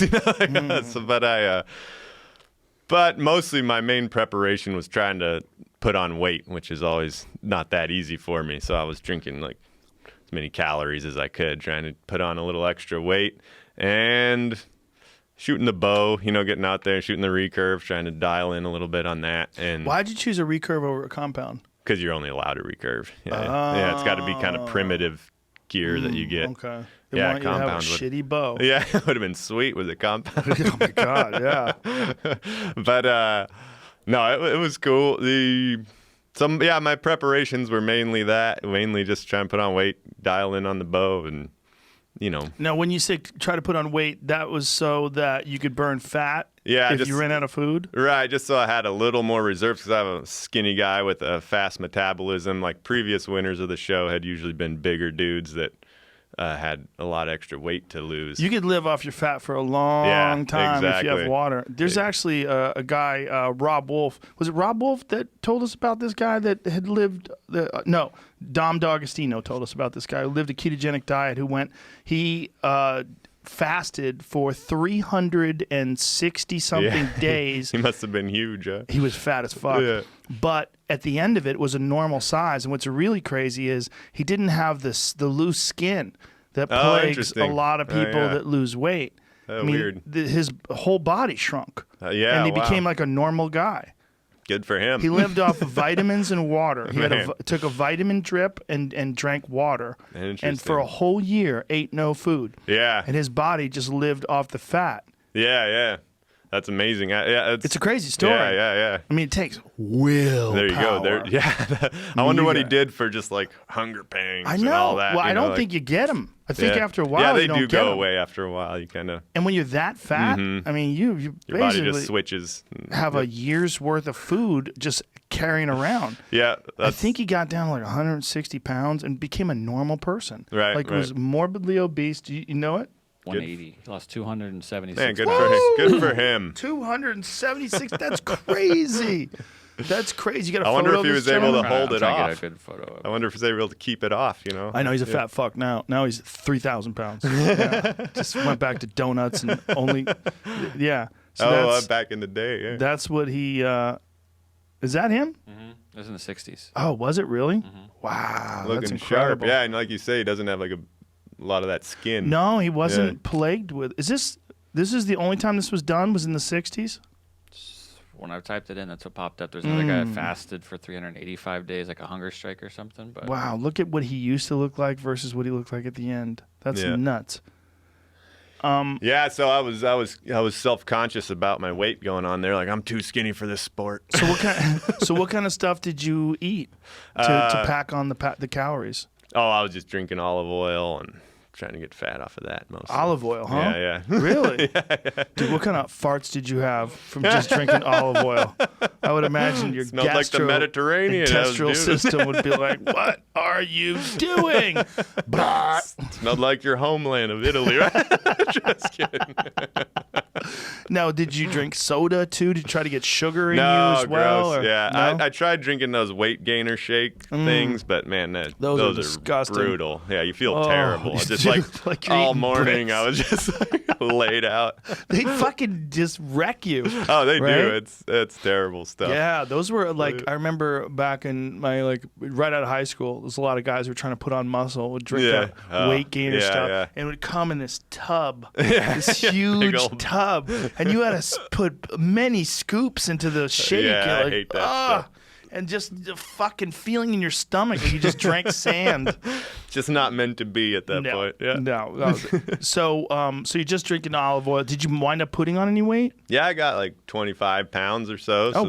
that was actually pretty good in like a month and a half or whatever. So. That's pretty impressive because Yeah, you're a really lean But guy. it was all fat, and honestly, that weight went away really fast too when I was out there. It, like, just from the exercise and just from running cold. around and yeah. I would imagine the cold alone makes You burn. I mean, I think it was about you average around a pound a day, just losing weight, maybe a little. That's kind of scary. Yeah, so you kind of feel like the pressure's on to hunt some big game, hunt some, yeah. So do you have formal training with a recurve? Do you know how to use it correctly? No, I don't. It's self-taught, so I need to go meet up with Aaron and get some tips, right? Yeah, well, that's why Aaron really got into it because he's such a good bow hunter with a compound that he actually found it to be not Too as easy. challenging as you needed and wanted, Uh-huh. and he wanted to kind of prove to himself and other people that he could do the same with a recurve bow. Yeah, He's I know. super accurate with a recurve. Yeah, that's awesome. Have you It's a seen the cool videos skill. that he puts yeah, up? Yeah. He's got these Super videos of cool. him shooting bullseyes at like 45 yards with a recurve. And Right. Kind of crazy. It is. That's really cool. And I mean, I just practice and getting better. But you got to practice a lot with that thing. You do. I did notice on that show, like, there's something about you by yourself, and you need the food. You get so concentrated. You're so dialed in. Like, when I go shoot at a target, it's hard to really be fully focused. But, man, when you see, like, the squirrel or the rabbit over there, it's just like you're so dialed in that I found I was pretty accurate out there, which And were was you cool. using the point of the arrow, the tip of the arrow, were you using that as a guide? Like, when you aim? Yeah. Well, let's see. Maybe it's a little more instinctual than that. But, yeah, you kind of, it's the point of the arrow. Shouldn't have this part of your... Aaron was trying to explain to me how he used it. Like, he actually, like, to a certain range, like he knows like where his 20-yard range is based on the point of his broadhead. Oh yeah, no, that's a good idea. I mostly was. I mean, I've done a lot of bow hunting you're too. You're bringing it way up here and looking down the shaft of the arrow versus like a recurve or a compound where your string is much lower in your face. Yeah. You're using the arrow to kind of guess the distance between the target and the top of your arrow, and just use like. Bow hunting just gives you good experience with estimating range. Yes. That's one of the most important things, because with the recurve, you got a big arc, so Right, you're 'cause 5 it's not yards going that off. slow. Yeah. Or it's going very slow. So did you have a target that you practiced with while you were out Yeah. there? Now, while I was out there, I practiced a lot on just rabbits and squirrels, every day. Just got pretty And you dialed had in. 9 arrows? 9 arrows, yeah. Did you lose any? I lost a couple, like shooting at squirrels and trees, and then Oh, that's gotta they're suck. just so tempting because they're up there like, you're like, oh. Now, what about fat? Like, Yeah. I would think that you would need fat. Well, yeah, you do, and that's why you eat the whole animal. Suck the brain out of the rabbit, try to get every bit of fat you can get. And I learned a lot about that out there because, I caught a lot of rabbits and squirrels early on, but I still just lost weight as fast as if I wasn't eating. It felt like. Yeah, you That know what said, rabbit starvation is? Yeah. Yeah. I was when I went out there, I was like, I wonder how long that takes. Is that like a year? But Right. basically, it's as soon as you start eating rabbit. But there's no fat on Yeah, them. not much on them. It was like maybe enough to make up for the energy I was expending by running around. Like, I don't think I lost fat. Their weight faster than someone that was just sitting there. It was probably about the same. But Right. I was able to run around, have fun, shoot my bow and like learn my land, see how animals were moving and stuff. So you didn't have any supplies that you initially set out with in terms of like no food. No Yeah. food. Yeah, it's a fascinating experience when that helicopter drops you off, flies away, and you've never scouted this place before. You didn't get to choose where you're at. Wow. And it just flies away, and you're just like, wow, somehow I have to Did live they here. scout it? Yeah. They did. They So they scouted knew that out. there was wild animals there. Yeah, they scout out and basically try to find 10 spots that have some form of potential sustainability on them, Wow. and then you got to try to unlock the key, Did you have any filtration system for water? No, I started by boiling all my water, but then I just slowly drank bits of raw water until I could pretty much just drink raw water, because it was a big old lake up in the far north. It's like they're pretty clean, so Yeah. and I didn't get sick, but I drank out of a lake once off of in Prince of Wales in Oh, yeah. Alaska. And apparently it's high enough altitude so there's no beavers. yeah. But it was still weird just dipping your canteen in a lake, just drinking. It's strange. That's what we had done in Siberia too, and it's always even in like moss puddles. It's like this yellow water, but they'll just dip right in and drink Wow. out. So Now, when you said you drank a little bit, that was to test to see if yeah, you just get to see the if I'd shits? get mildly sick rather than Yes. chugging it to begin with. Right. But, So yeah. you boiled it at first and then started sipping it a little bit and then eventually just were drinking it. Yeah, although another thing in the cold, when you're trying to conserve calories like that, you don't want to drink a lot of cold water. So I'd heat it anyway. So Oh, that makes sense. Yeah. And what did you do for shelter? A tarp was one of the things we took. So I built a little like A-frame shelter just out of logs, covered it, like chinked it with moss, put the frame over. I spent less time on shelter, more time like procuring food and hunting. So it was a quick shelter, threw it up. I knew, I've lived in a teepee in that weather, so I knew I was going to be fine on the cold as long as I could provide enough calories to keep my body warm. So how many days did it take you before you got an animal? Well, I got a rabbit on day one, so that was okay. nice. And then I continued to get rabbits, but it was 23 days when I got a moose. So that was. Well, then you're good. Then you're right? good, kind of. That's yeah, like yeah. 8 months of eating. Yeah. Again, I was amazed how much fat you eat. So I was counting my moose and being like, this isn't like an infinite supply of food here. Because there's not enough fat. Yeah, because you're definitely eating more fat than you are protein. Yeah. So, but plus I had a wolverine come and pillage my stores of fat and stuff. So I heard about this. So Yeah. how did that happen? Where did you store everything? Well, it was initially, to be honest, I didn't expect to see a wolverine. I never have, and I just wasn't something on my consciousness. And so when I got the moose, I put all the meat up on this shelf I built and thought, man, if a bear comes, it'll be great. I'll have a chance at a bear. I'll wake up in the night and kind of be like a bait pile, basically. Plenty of fat Yeah, there. yeah. And so I was maybe expecting a bear to come, but I went to sleep the first night I got the moose and woke up and I came out and there were just tracks everywhere. Somehow I hadn't woken up, but Wolverine's a lot slyer animal, and he had come and pulled out all the kidney fat. I had like a jug of kidney fat that I was just like, no. He ate all your fat? He hauled off a full gallon jug packed with kidney fat. I had other fat, but that was like, weeks of fat there. Did you find it? No, it was rough. And so then he was pretty excited, I'm sure. So that Wolverine just kept coming back every day. I figured they were nocturnal, but sure enough, I'd be like out there scraping my moose hide in the middle of the day. He'd come running up and like try to grab some meat and run off. And I was like, holy smokes, this thing's bold. Is this a photo of him? Yeah, that's the one. Where is he? That's at my shelter there. That's off the show. There he is, sneaking around. Wow. Oh, yeah, so he stole 35,000 calories, which is gold up there. Oh, so you got some serious gear on. You're wearing kuyu. Yeah. So you got real gear. Yeah, you're not. clothes. It's not naked and afraid, fortunately. Yeah. No, well, that's serious hunting gear you're wearing. Yeah. Yeah, and there's your 8-pillar frame. Yeah, that's there's pretty that little... dope. Is that when you pissed off that the moose fat? Yeah. A gallon of moose fat contains roughly 35,000 calories. Wow, gone. Cunty little Wolverine. You should have kept that shit in the little tent with you. Yeah, I really should have. I thought I would hear a bear coming, but I didn't think that Wolverine.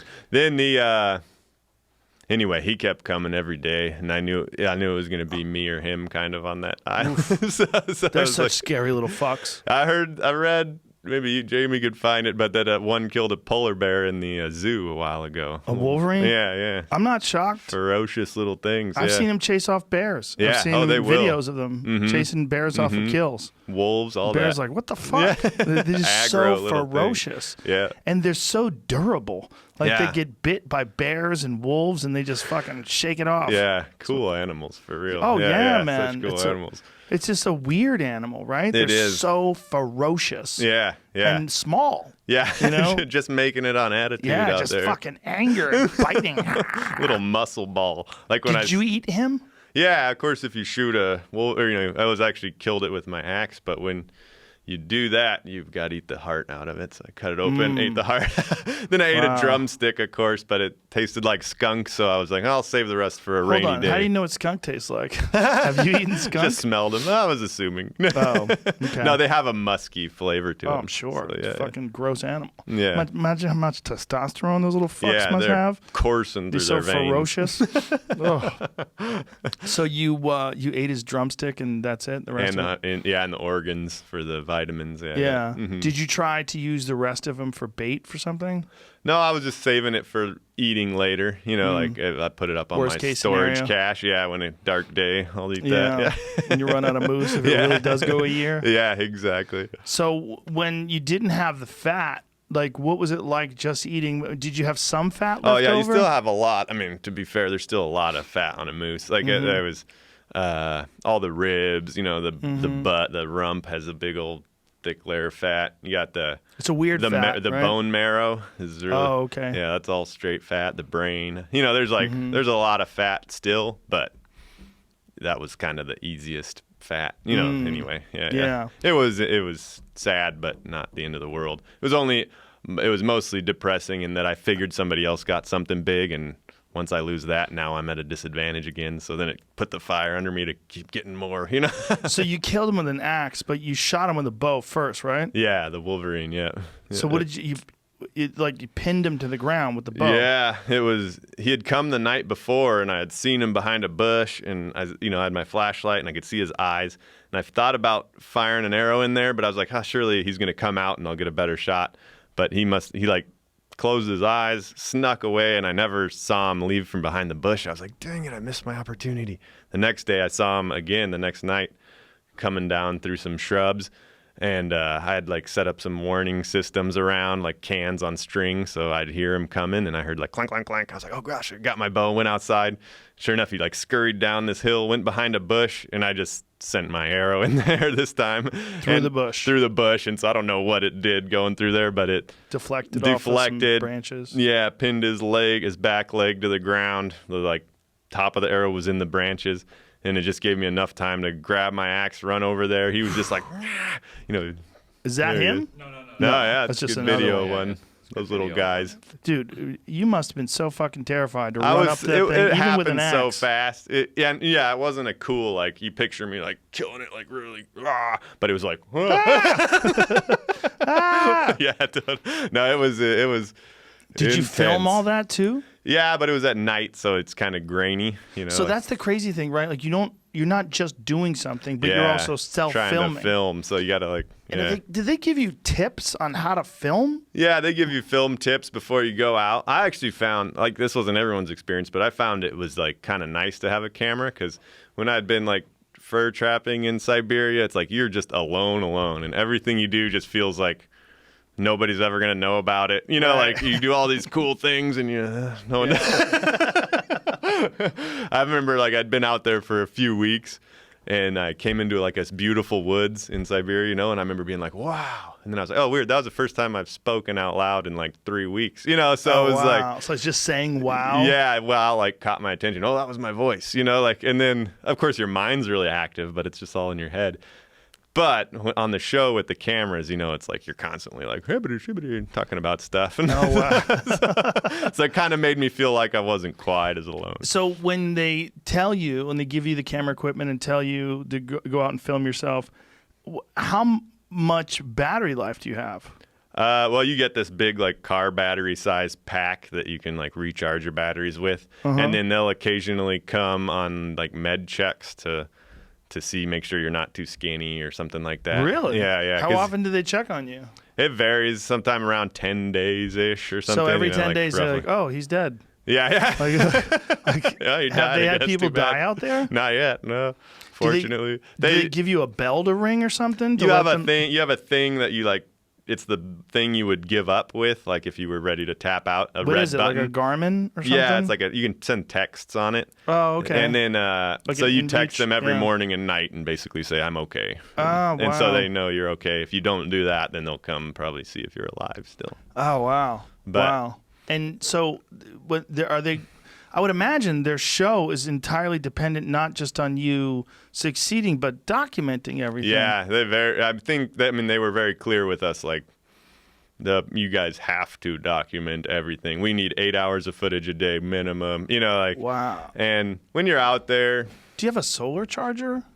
no, so, but, you know, it probably wasn't a lot of sun up there that time of year. But that big battery block, and then you got a lot of little battery packs. And it's kind of what restricts where you live, is that gotta you have carry all 100 that shit pounds around. of gear, so. So when you're swinging an axe at this Wolverine, you got all that on film?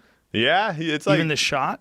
Yeah, well, you can see me. It's like I'd like, because I How'd you heard set him it up? coming. I heard him coming, and because my cans were a long ways away, you know, Right. like a ways away, and it's like clank clank. I was like, oh So you geez, have so a I just tripod, ran out you with put my it out? tripod, my camera, set it Oh, on. my God. Because he had a trail, so I knew generally where he'd be coming. So I just set my camera up, put it in that direction, and that's kind of where he came. So That would be a giant distraction. Like, yeah. that would make it so, because I know that I happens. missed the first moose because there was a different moose that I had shot at that I totally missed, but big giant dinosaur of a moose. It was so cool to see. But I grabbed my bow and arrow and my camera and ran out there, set the camera up, took my shot, and I was like, oh, I didn't grab my quiver. And so my first shot, I misjudged the distance and dropped the arrow between his legs. I was like, oh no, I only grabbed one arrow because I grabbed my stupid camera.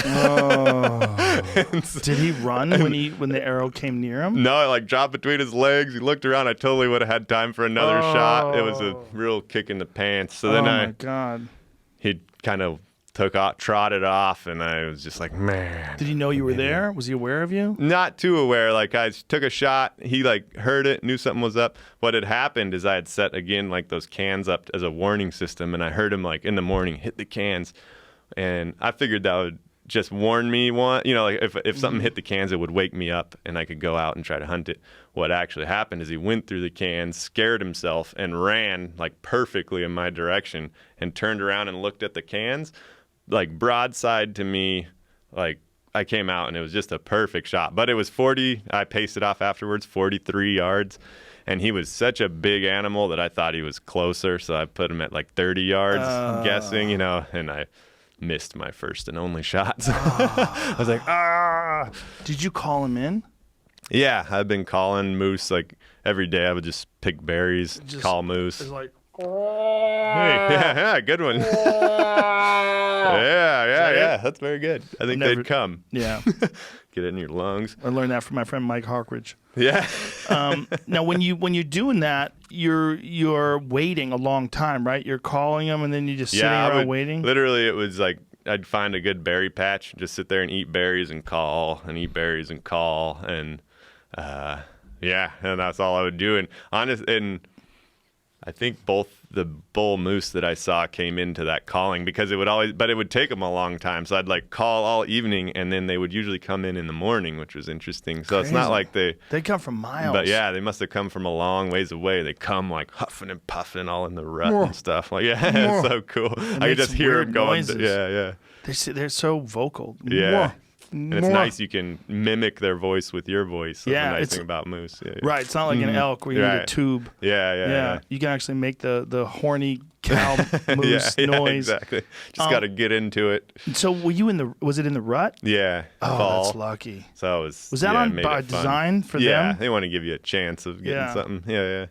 Now, you shot that moose. How did the other people survive? And how many people made it? A lot of people just through toughness, like just starving out, like dude, that you were pointing out.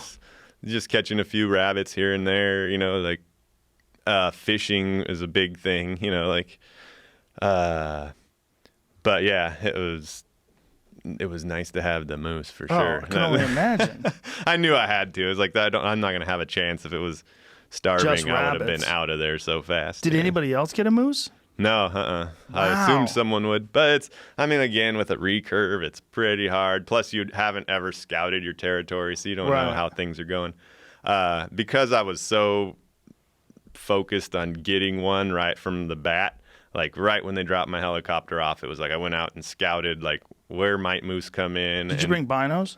No, you can't take those. But I just put my shelter where the wind would always be blowing my scent out to the sea, out to the and taking into account all those little things, building my shelter away from where moose might walk by so that I wouldn't blow up a spot, all that kind of stuff. So how did the other people, what did they eat? Yeah, it was, Did you talk to them after it was like someone made it to 77 days before they quit, right? 72 or 3. So they let you go an extra 4 days? Yeah, because a storm came in and they couldn't get out there. Did you know about it? I had no idea. Oh, wow. Plugging along out there. So who the fuck made it to 72 days? It was a girl named Wonia, and she and another guy named Nathan made it. His shelter burnt down, and that was kind of in for him. Both of them made it right up to 71, 72 days. His shelter burned down. He said, "I'm not making another one. I quit." Yeah, it was cold at that point. It'd be pretty tough. There's a girl. Yeah, look at her. This is her. She caught something with her bow. A little game pheasant or something. Oh, and she's sad? She's happy, I think. Happy to finally eat. Yeah, then she cooks it up here. Wow. Just chopping it all up. Yeah, and so, they would eat, as everybody did. How red that is. You just eat everything. How crazy how red that bird's meat is. That's nuts. That looks like a beef. You know what I mean? It looks like red meat. A venison bird, doesn't it? Yeah. It's crazy. Look at her, so happy. Oh, I'm so happy. So she almost made it. Yeah, she did really well. But some fucking ballsy people to do this. Yeah, it's pretty intense. Good for everybody that tried, because you do get but they don't get shit. Intense. They get zero. They get ungats. You get 72 days of starving, lady. I know. It's rough. And one guy walks away with $500,000. Yeah. That's crazy. All or nothing. How much moose did you have left at the end of the show? A couple 100 pounds. Wow. I still had a lot. Yeah, you were good to go. Yeah. How many pounds of it were you eating in a day? As much as I could. I was just so hungry. Plus, I was having fish, so I would have fish for lunch, and then more breakfast and dinner. I would eat moose, and I told myself, well, I can't quit until I finish this whole moose. Let me eat it as fast as I can. So how were you catching fish? You brought a rod. homemade pole? Yeah, I caught most of them on. It was just a birch pole. I'd rigged up a little thing that made me so I could cast, and I could cast a long ways out, and it's the funnest fishing I've ever done. You could cast. Yeah, made with like a spool that I'd brought for my fishing line or whatever. And what did you use for like the eyes for the wire? rod? A snare wire was one of the wow. things I brought. So I'd rigged up a little fishing pole, and it worked great. It was real similar to what they use in old Soviet reels. So it gave me the idea for making that style of a reel because they're just so basic, Right, right. And it takes a little practice to use. But anyway, I rigged it up. It worked great. I could cast way out there. Took me a long time to catch my first fish, a few weeks. But after I did, I kind of dialed them in, and it was such What were fun you fishing. were you using bait or lures? I made a lure, like a little spinner I made, and that Really? and I caught a fish, but it snapped my line. But and then I tried moose meat, and they loved it. So I would just be catching them all on moose meat or like fish belly. You catch a fish and cut out a strip. And they loved that. And it was mostly lake trout, but some of them were, over 20 pounds, and you got this homemade rod, and you're reeling it wow. in, shaking your hands out. It was so 20-pound lake trout. That's insane. With a homemade lure and a homemade what kind of string are you using? That's a different thing. That's paracord. I was just testing out making like a fly line out of paracord there. And did you have a leader as well? Using the paracord and braiding it down. That's not the thing I used on the show. That was just experimenting. Now, when you were using the line, what kind of line did you bring? Fishing Yeah, line? that was another item I brought. Braided line? No, you can only bring monofilament and barbless hooks, so it made everything that much more intense. Yeah. Why barbless hooks? I think it's Canadian regulations or something. Yeah. Silly people. There was never going to be any release in that situation. Yeah, anyway. that's why it's so confusing. It's so weird. Why would they have barbless hooks? Yeah. But they allowed you to. What pound test did you use? 20. Oh wow! Yeah. So you're at the limit with the lake trout. Yeah. And you got no drag, so you're just kind of going on feel. Yeah, it was very. Wow. Did you try to drag it out like a fly rod, where you let it slip through your fingers a little bit? Yeah, let it pull away, reel it in, let it pull away until it finally wears itself out. Which are you stripping the line in, or do you have something? I had my little reel, so I could put my thumb on it on my spool, and it would make drag, and then I could reel it. And did you reel it with a finger? Yeah. Oh wow. I made when it was cold, I made this rabbit fur glove that where just the tip of my finger stuck out, so I could and then I gotta say though that was. So how many fish did you wind up ever. catching?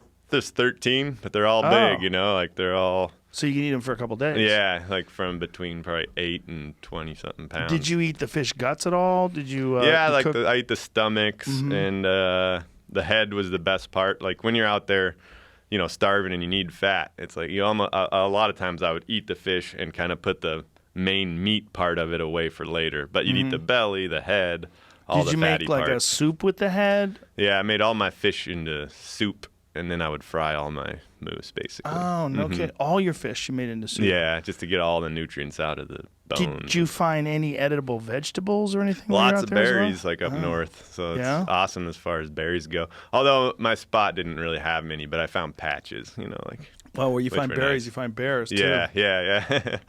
Did you find any root vegetables or any wild Not much. onions?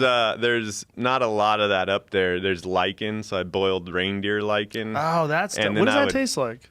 Real bland. It's real kind of acidic. It's not great for eating, but I would mix it with my moose meat just to get carbs, some kind of carbs maybe. That's what all the caribou eat, right? Yeah. Yeah, that's weird. It's weird what you can turn into an animal, just take a pile of lichen and it turns into a reindeer. It's weird stuff too, right? Yeah. So you have no seasoning or anything, right? Right, but man, I got to tell you, I didn't. You know elk too, but man, I didn't miss it at all. It was so good from the first bite to the last. Just moose.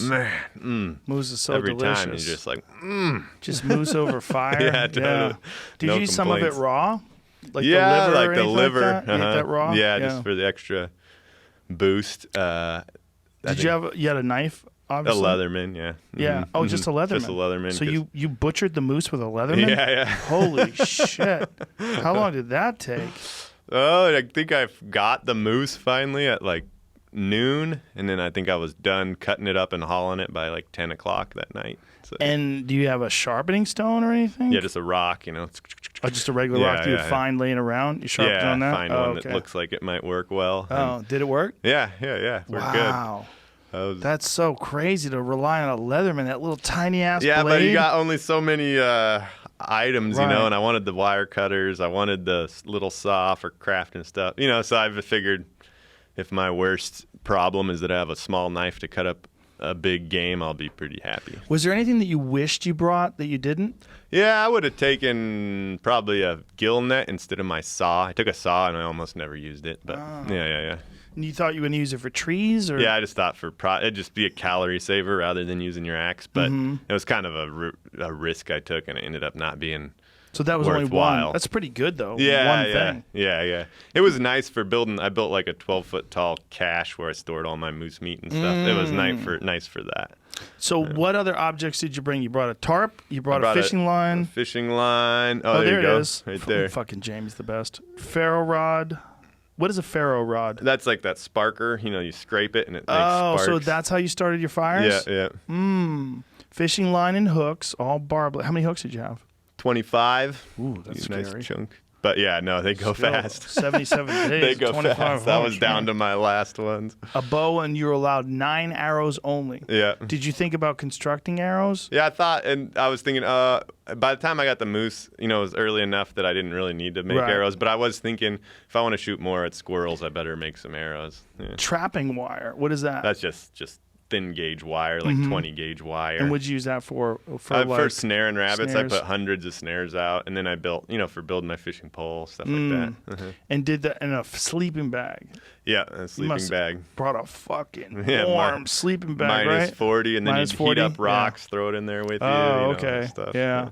And then a multi-tool. Crazy you didn't bring a knife, just a multi-tool. Wow.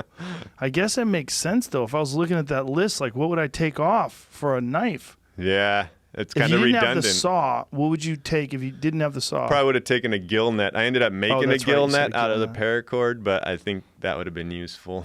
Wow. It's crazy. You only get 10 things. Yeah, puts the pressure on for sure. Oh, my goodness, it does.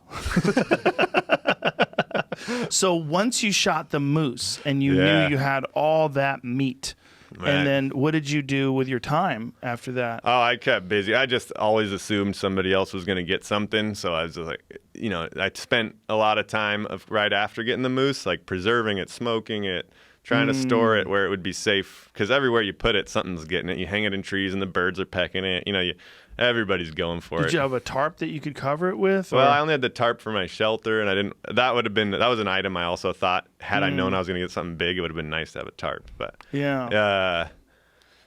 it was a lot of work protecting my meat, but then also just continued fishing, you know, all that kind of stuff. And after you got the wolverine out of the picture, was there any other I animals thought, man, like after that? I got the wolverine, I was so happy. I was like, yes, now I just got to eat and live. And then like 2 days later, I was sitting there frying up some meat, and man, I haven't been able to find on the internet a good wolverine sound, but Another one came out? one came, and I just hear it out in the woods, and no, it's like a witch in the woods. It's the best. It's just like, "Nyah!" And I was like, oh, I was like just praying, like, oh, I think I made that up, right? I didn't really hear that. Like a dream. Yeah, but sure enough, he started coming around. But we have regulations, right? So you can only kill one wolverine. So I was like, Oh, yeah. really? So then I was just on defense mode, trying to set up I'd set up all these cans so that when I walked through with the, you know, it'd clank, and then I'd wake up I'd and be like, chase fuck, it away. shut that camera off.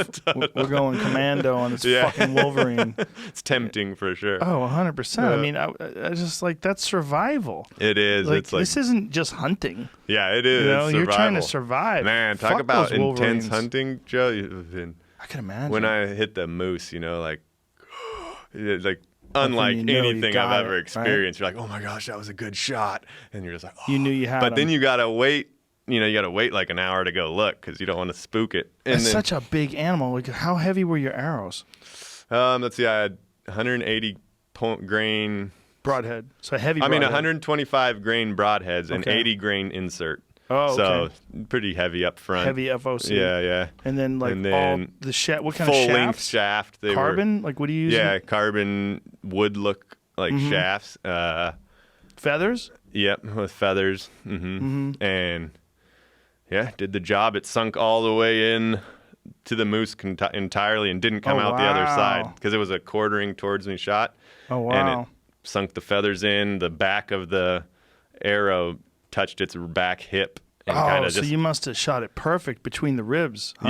Yeah, it was great. But I only hit one lung, so it was a long, of course I was tracking it, lost track of the blood. It was like a big ordeal tracking that thing down. And then you got to worry about something finding it before you. Yeah. What would you do I was if a fucking bear found it? Hunt the bear, I guess. I was expecting a bear to show up and never did. But you never saw any bears while you were there? No, my spot must not have had bear. Like I was expecting one to come for the kill. Maybe they hibernated, right around that time. So it was like right on the edge of when they would go in. Yeah. And just got away with that one. Or, I actually, to be honest, was kind of hoping one would come because what so did much you eat fat. first? When you got the heart down. I love the heart, the man. Heart's delicious. Yeah, with that ring of fat around it. Yeah. So good.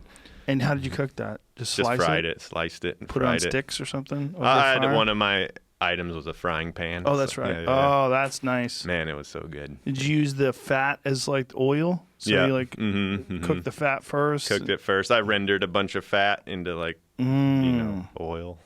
Wow, you must have felt like a fuking caveman, like a successful caveman. Yeah. It was interesting to get into that mindset because you're just, you're just living. You feel really connected to everything. You feel like out there carving steaks with a leather man. Yeah, that is so crazy. And did you use the axe to chop up the bones to make marrow? Yeah, just break open the bones with rocks on a rock, and then pick out the marrow, and that's raw, so good. Or did you cook it? Oh, okay. Cold and raw, so good, creamy and delicious. Well, so healthy for you too when you're out there, right? Yeah, it's exactly what you're craving. Yeah. Wow. And so when you had that stashed in your cache, a lot of pressure must have been relieved, though, right? Oh yeah, it felt like just a demon lifted off my back. It's just like, the whole time you're like, you're gonna starve, you're gonna starve, you're gonna starve. And you're just like trying to fight this thing off. And then when you shot that, and it was like 3 hours, I'd tracked it and I had lost its blood trail and I lost its foot trails because it was like hard ground. And I was just like, no, I cannot lose this moose. And then but I was like, well, I hit it in the lung, I'm sure, so I think it's gonna stay downhill. So I just followed the shoreline. Sure enough, I came up on it, but it was like sitting there alert and alive. Still alive with one lung. And I was just like, oh man, I ducked down. I was like debating, like, can I sneak in and try to get another shot? But no way. And it's like, so I just waited it out, and it was a long 3 hours where I would just be like sitting there and it would stand up and you're just like, no. Then it would fall down and you're like, yes. And then my God. It like really dragged it out. But when it finally died, walked over there and talk about a weight lifted off your shoulders. Did people give you a hard time for that? I got some good internet hate. But honestly, it's people, I can understand it. Like, it sounds good. Like, why don't you go finish it off with an arrow? Because it could run away. Of course, it could run away. You can't even let it know that you're there. You got to let it be calm and just like go away. How close were you when you saw it standing up? How many yards? 50 yards, probably. Yeah, so you really don't want to send more than 50. Yeah, all you're going to do is poke it, and then it's going to know it's being attacked and get up and run away. Right. And I understand the people that were mad just having bow hunted, so fair enough. Yeah, and also it's survival. It's not just you can't make any risks. Hunting. Yeah.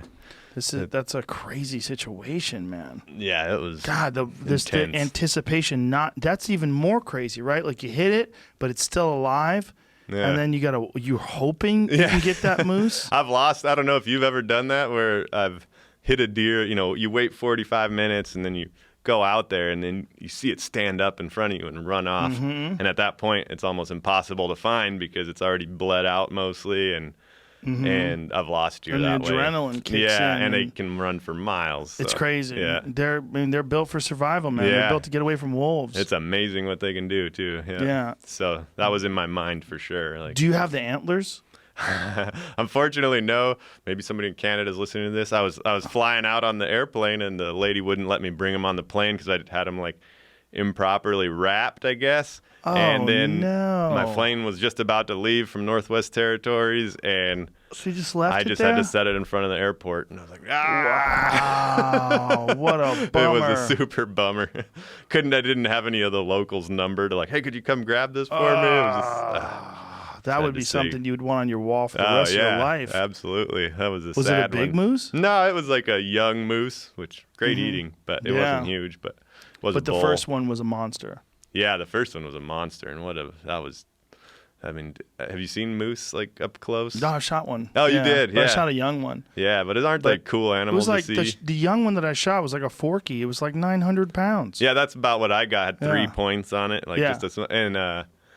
but yeah, they're just such cool animals to see. They're so They're big. so big. Yeah, so I big. was with my friend Ben O'Brien, and he shot one that was huge. And when it was walking across the road, it walked across this dirt road. It looked like a dinosaur. That's exactly what I thought. It didn't look real. Even the one I missed, like I can't even say I was upset because I was just like, that was so awesome to see. Like, man, that was really like seeing a dinosaur. You don't realize how big they are until you're in their presence. Yeah, absolutely. I guess that's probably like all animals that are enormous in Africa, right? Like, I mean, you see them at On the zoo, TV or on and the they're not zoo. impressive for some reason. Yeah, they don't have their like wild energy in the forest, like. And yeah. you know where they are. It's like, look at the map. Oh, there's the giraffe caves. Let's go check out those motherfuckers. Yeah, like, not as interesting. no, it's not like you turn a bend, go around a corner and you like see one. You're like, what? Yeah. It's just out there living wild.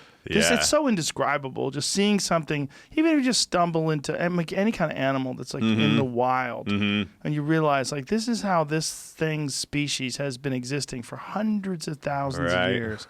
Just how you're chilling. When we were doing that project trying to get guys to stop drinking out in Siberia, we had like a little hunting cabin we were based at, and I woke up one morning and we had a stupid dog that just barked at everything, and I just hear the dog going ruff, ruff, ruff, ruff, and I was like, oh, it's probably a squirrel. So I got up and I didn't get up. I let it bark, and then my buddy got up like an hour later and went out to brush his teeth and came running back in. He's like, dude, there's a bear out there. So I went up, jumped up, looked out, and a bear had killed a moose.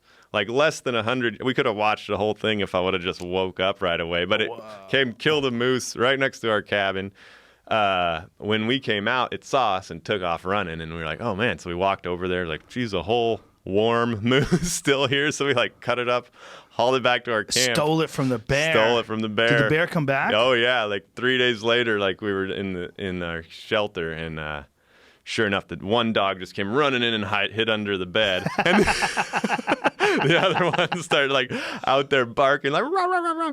And so we grabbed the SKS and go out there, and it felt like have you ever seen The Ghost in the Darkness? Yeah, That's what it reminded me of, because it's like all this tall brush, and you just hear like the dog's barking over here, and so I'm like, oh man, the bear's over here, and then over here you hear a and you're like, oh crap, it's over here, and then all of a sudden we're like, man, we're kind of in this tall brush, like better.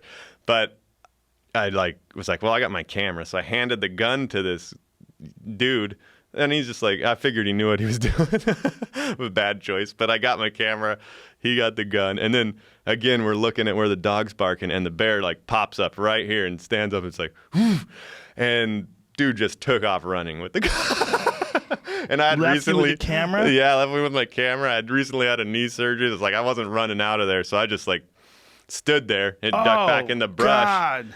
And then dude comes back like a full, almost a minute later. I was just like there. Give like, me I'm that not gonna gun, run. And pussy. he's like, my knees are shaking. I was like, dude, you got a gun, don't run. And just as I said that, it stood up again, and he's like, sounded like Vietnam. And it was just like, bah, bah, bah, bah. He shot the bear? And he shot it.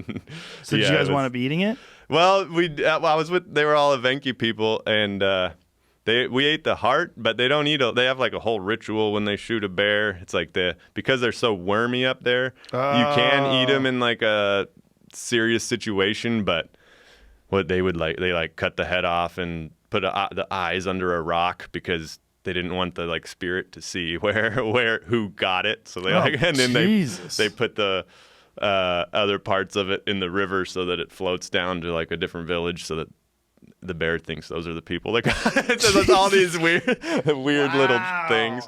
But in general, because there's so much trichinosis and stuff, they don't eat the brown bear up there. But although you can if you boil the heck out of it. Yeah, or just cook it over 160, right? I guess. I don't know. Yeah. My friend Steve got trichinosis. Oh, did he? Steve Ranella. Oh, yeah. Ranella, yeah. He got it. So the whole crew got it. And they even got T-shirts. Isn't that mild? Trichinosis crew. Yeah.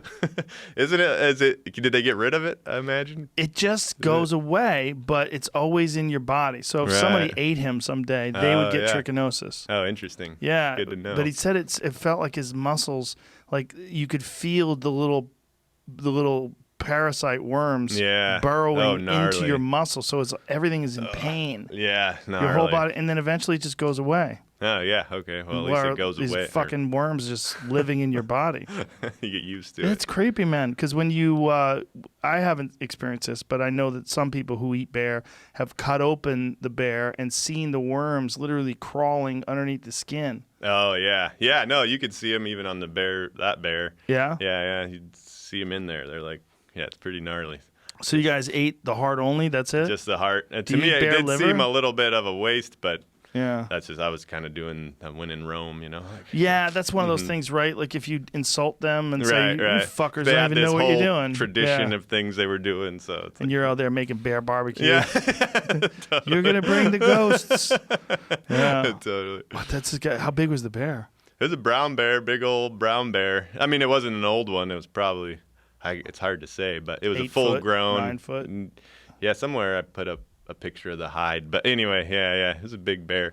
I don't actually know what I did with that video, which is very sad. But So you guys, you ate the moose, you ate the heart of the bear, and Yeah. how do they do that? They just slice that up? yeah, I just sliced it up, fried it up, and then yeah, there's a lot of bear stories out there. You're constantly Oh, I can only imagine. constantly interacting with them when you're always in the woods like that. It's Well, like, and Happy People, the guy was talking about losing his favorite hunting dog to bears. yeah, that Yeah. happens. The way they do dogs over there, the Evenki, are interesting because they have a different dog for every type of animal. So if you got like a dog that's really good at treeing birds, and you got a dog that's good at going after bears, and you got a dog that's good at sable, like you just keep raising dogs until you get one that likes to go after what you need it to go for. Where are they getting their dogs from? It's just like this Evenki breed of dog. I don't know, just What random. do they look like? Just They're mutts? like either white mutts, mutt-looking things. They're not very big, but they're not small. Just average coyote-sized dogs, and they,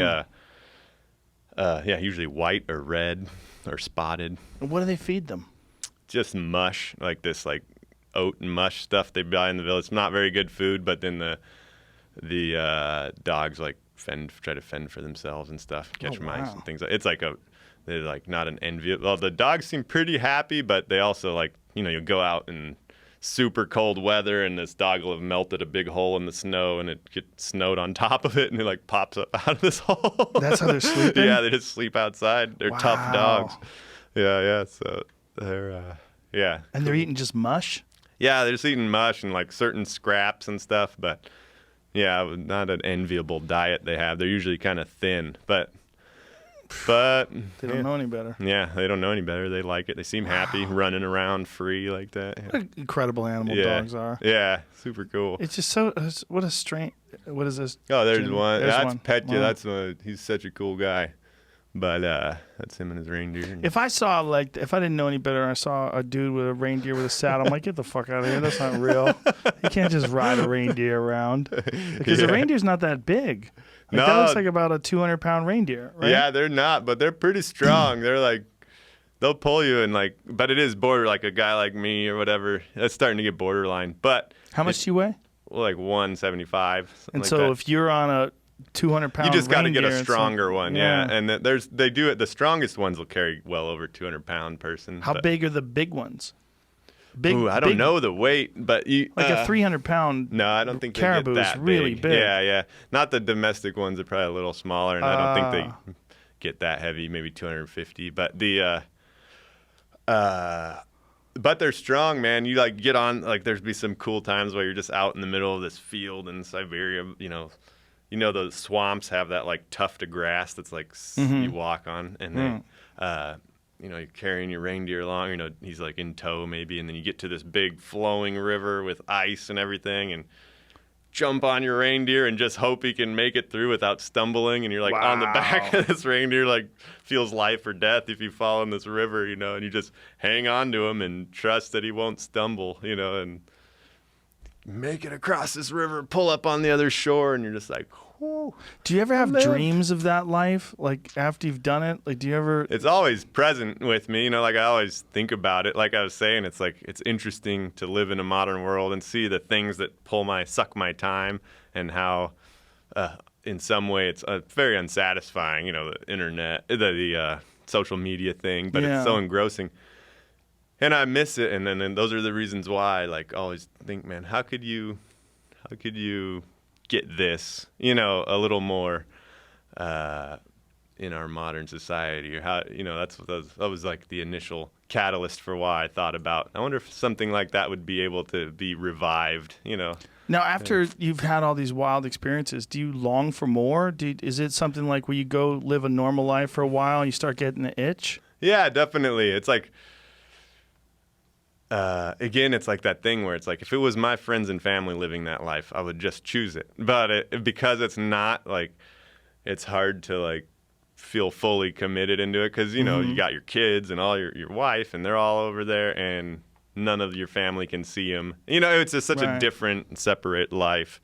That said, I do know that it's very satisfying, on a deep level. Yeah. So it's kind of interesting to... But I try to incorporate as many lessons as I can, and like anything that keeps you connected to, how we were designed to be. You're just connected to the land, to nature. I love all those things. So what do you do now for a living? Well, what I generally do for a living is renovate crappy houses and then Flip them. Rent them out usually. But I'm gonna start trying to do some survival schools up, in Idaho in the wilderness. Take some people out there, and then maybe you get connected to my friend Dan Doty. Yeah, who's he? That's the guy we were talking about earlier. That looked like I should get in touch with him. And so you I'll teach do some people stuff like that. But I did a class in Ontario this winter.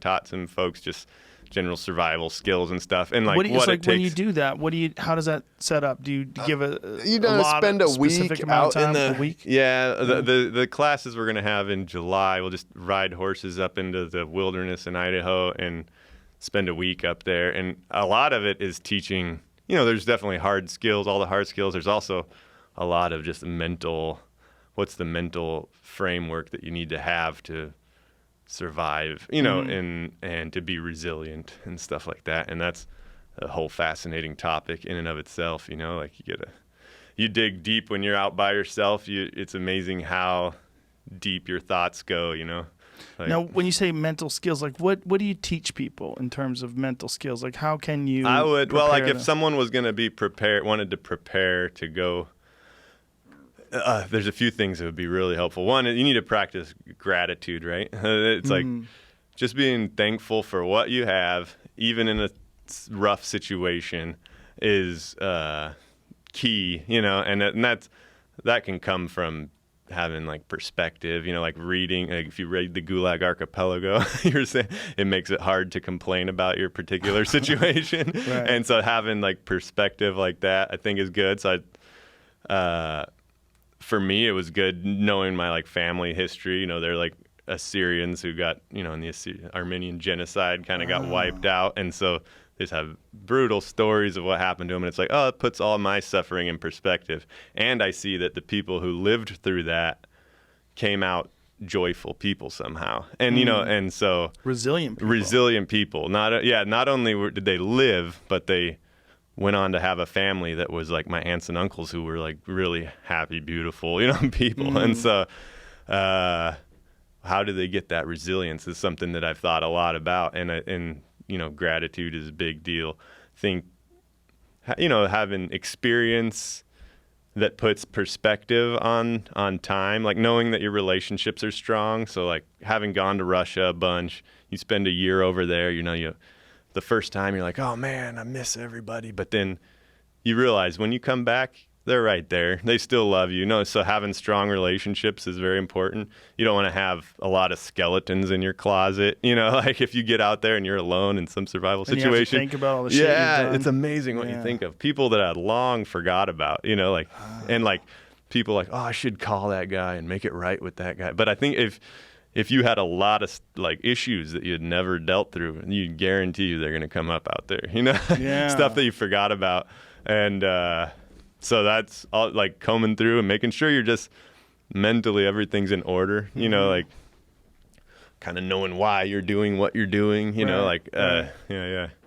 So there's a lot there that you can kind of unpack. And so when you have this survival school that you're teaching, do you have a specific curriculum? Do you write out the things? Basically I've thought like, what is it that I've learned over the years that's allowed me to do, to be successful or to thrive in some of those situations, and how can I impart that? And that's mainly, I'm just trying to show people and what I've learned and what's practical in the woods. Because it's easy to get a lot of skills that you're not really going to use or whatever. But I think if you know what, I've experienced what people in the wilderness really do to live, and having those skills, hopefully being able to impart the, mental and also physical skills to thrive. I don't know. I just think that's, and some of it's experience. So somebody just going out in the woods, a lot of people haven't spent a week in the woods, just going out there and seeing what it's all like what it's like to scout out a new place and be like, okay, where am I going to build my shelter? How am I going to get food? All that stuff. When you have those people come out for a survival school, what do they bring with them? And what do you... Well, it depends. I haven't done a lot of these. This is my first ones in Idaho are going to be in July.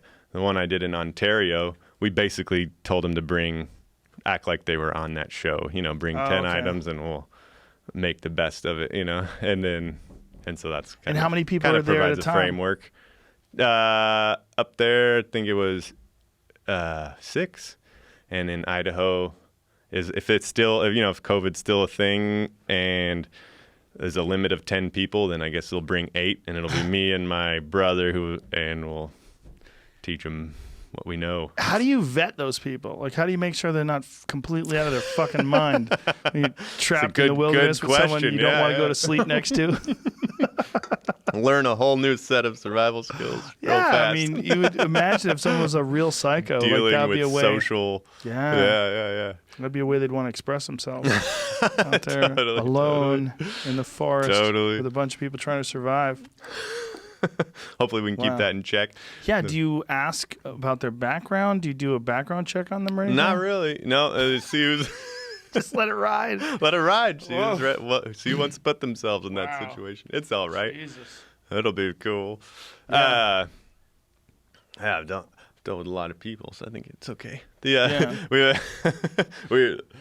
In general, what are the type of people that want to learn this kind of stuff? Oh, I think it can be broad. It's not too extreme. It's not like I'm looking for people that you don't have to be super hardcore. It's just people that want to have a new experience, broaden their horizon. It's kind of like choose your own adventure. You don't have to go out there and starve for a week.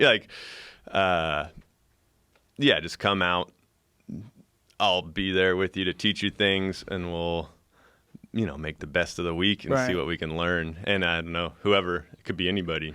Do you have a longing for personal adventure, though? Is there a thing, outside of just teaching this? One of the things I want to do now, I feel like I got a little more freedom because is just spend more time in the mountains. I love it. It speaks to me. So I'm going to try to do that. And I want to also stay connected with the Evenki over there. When the borders open back up, I want to go back with my family.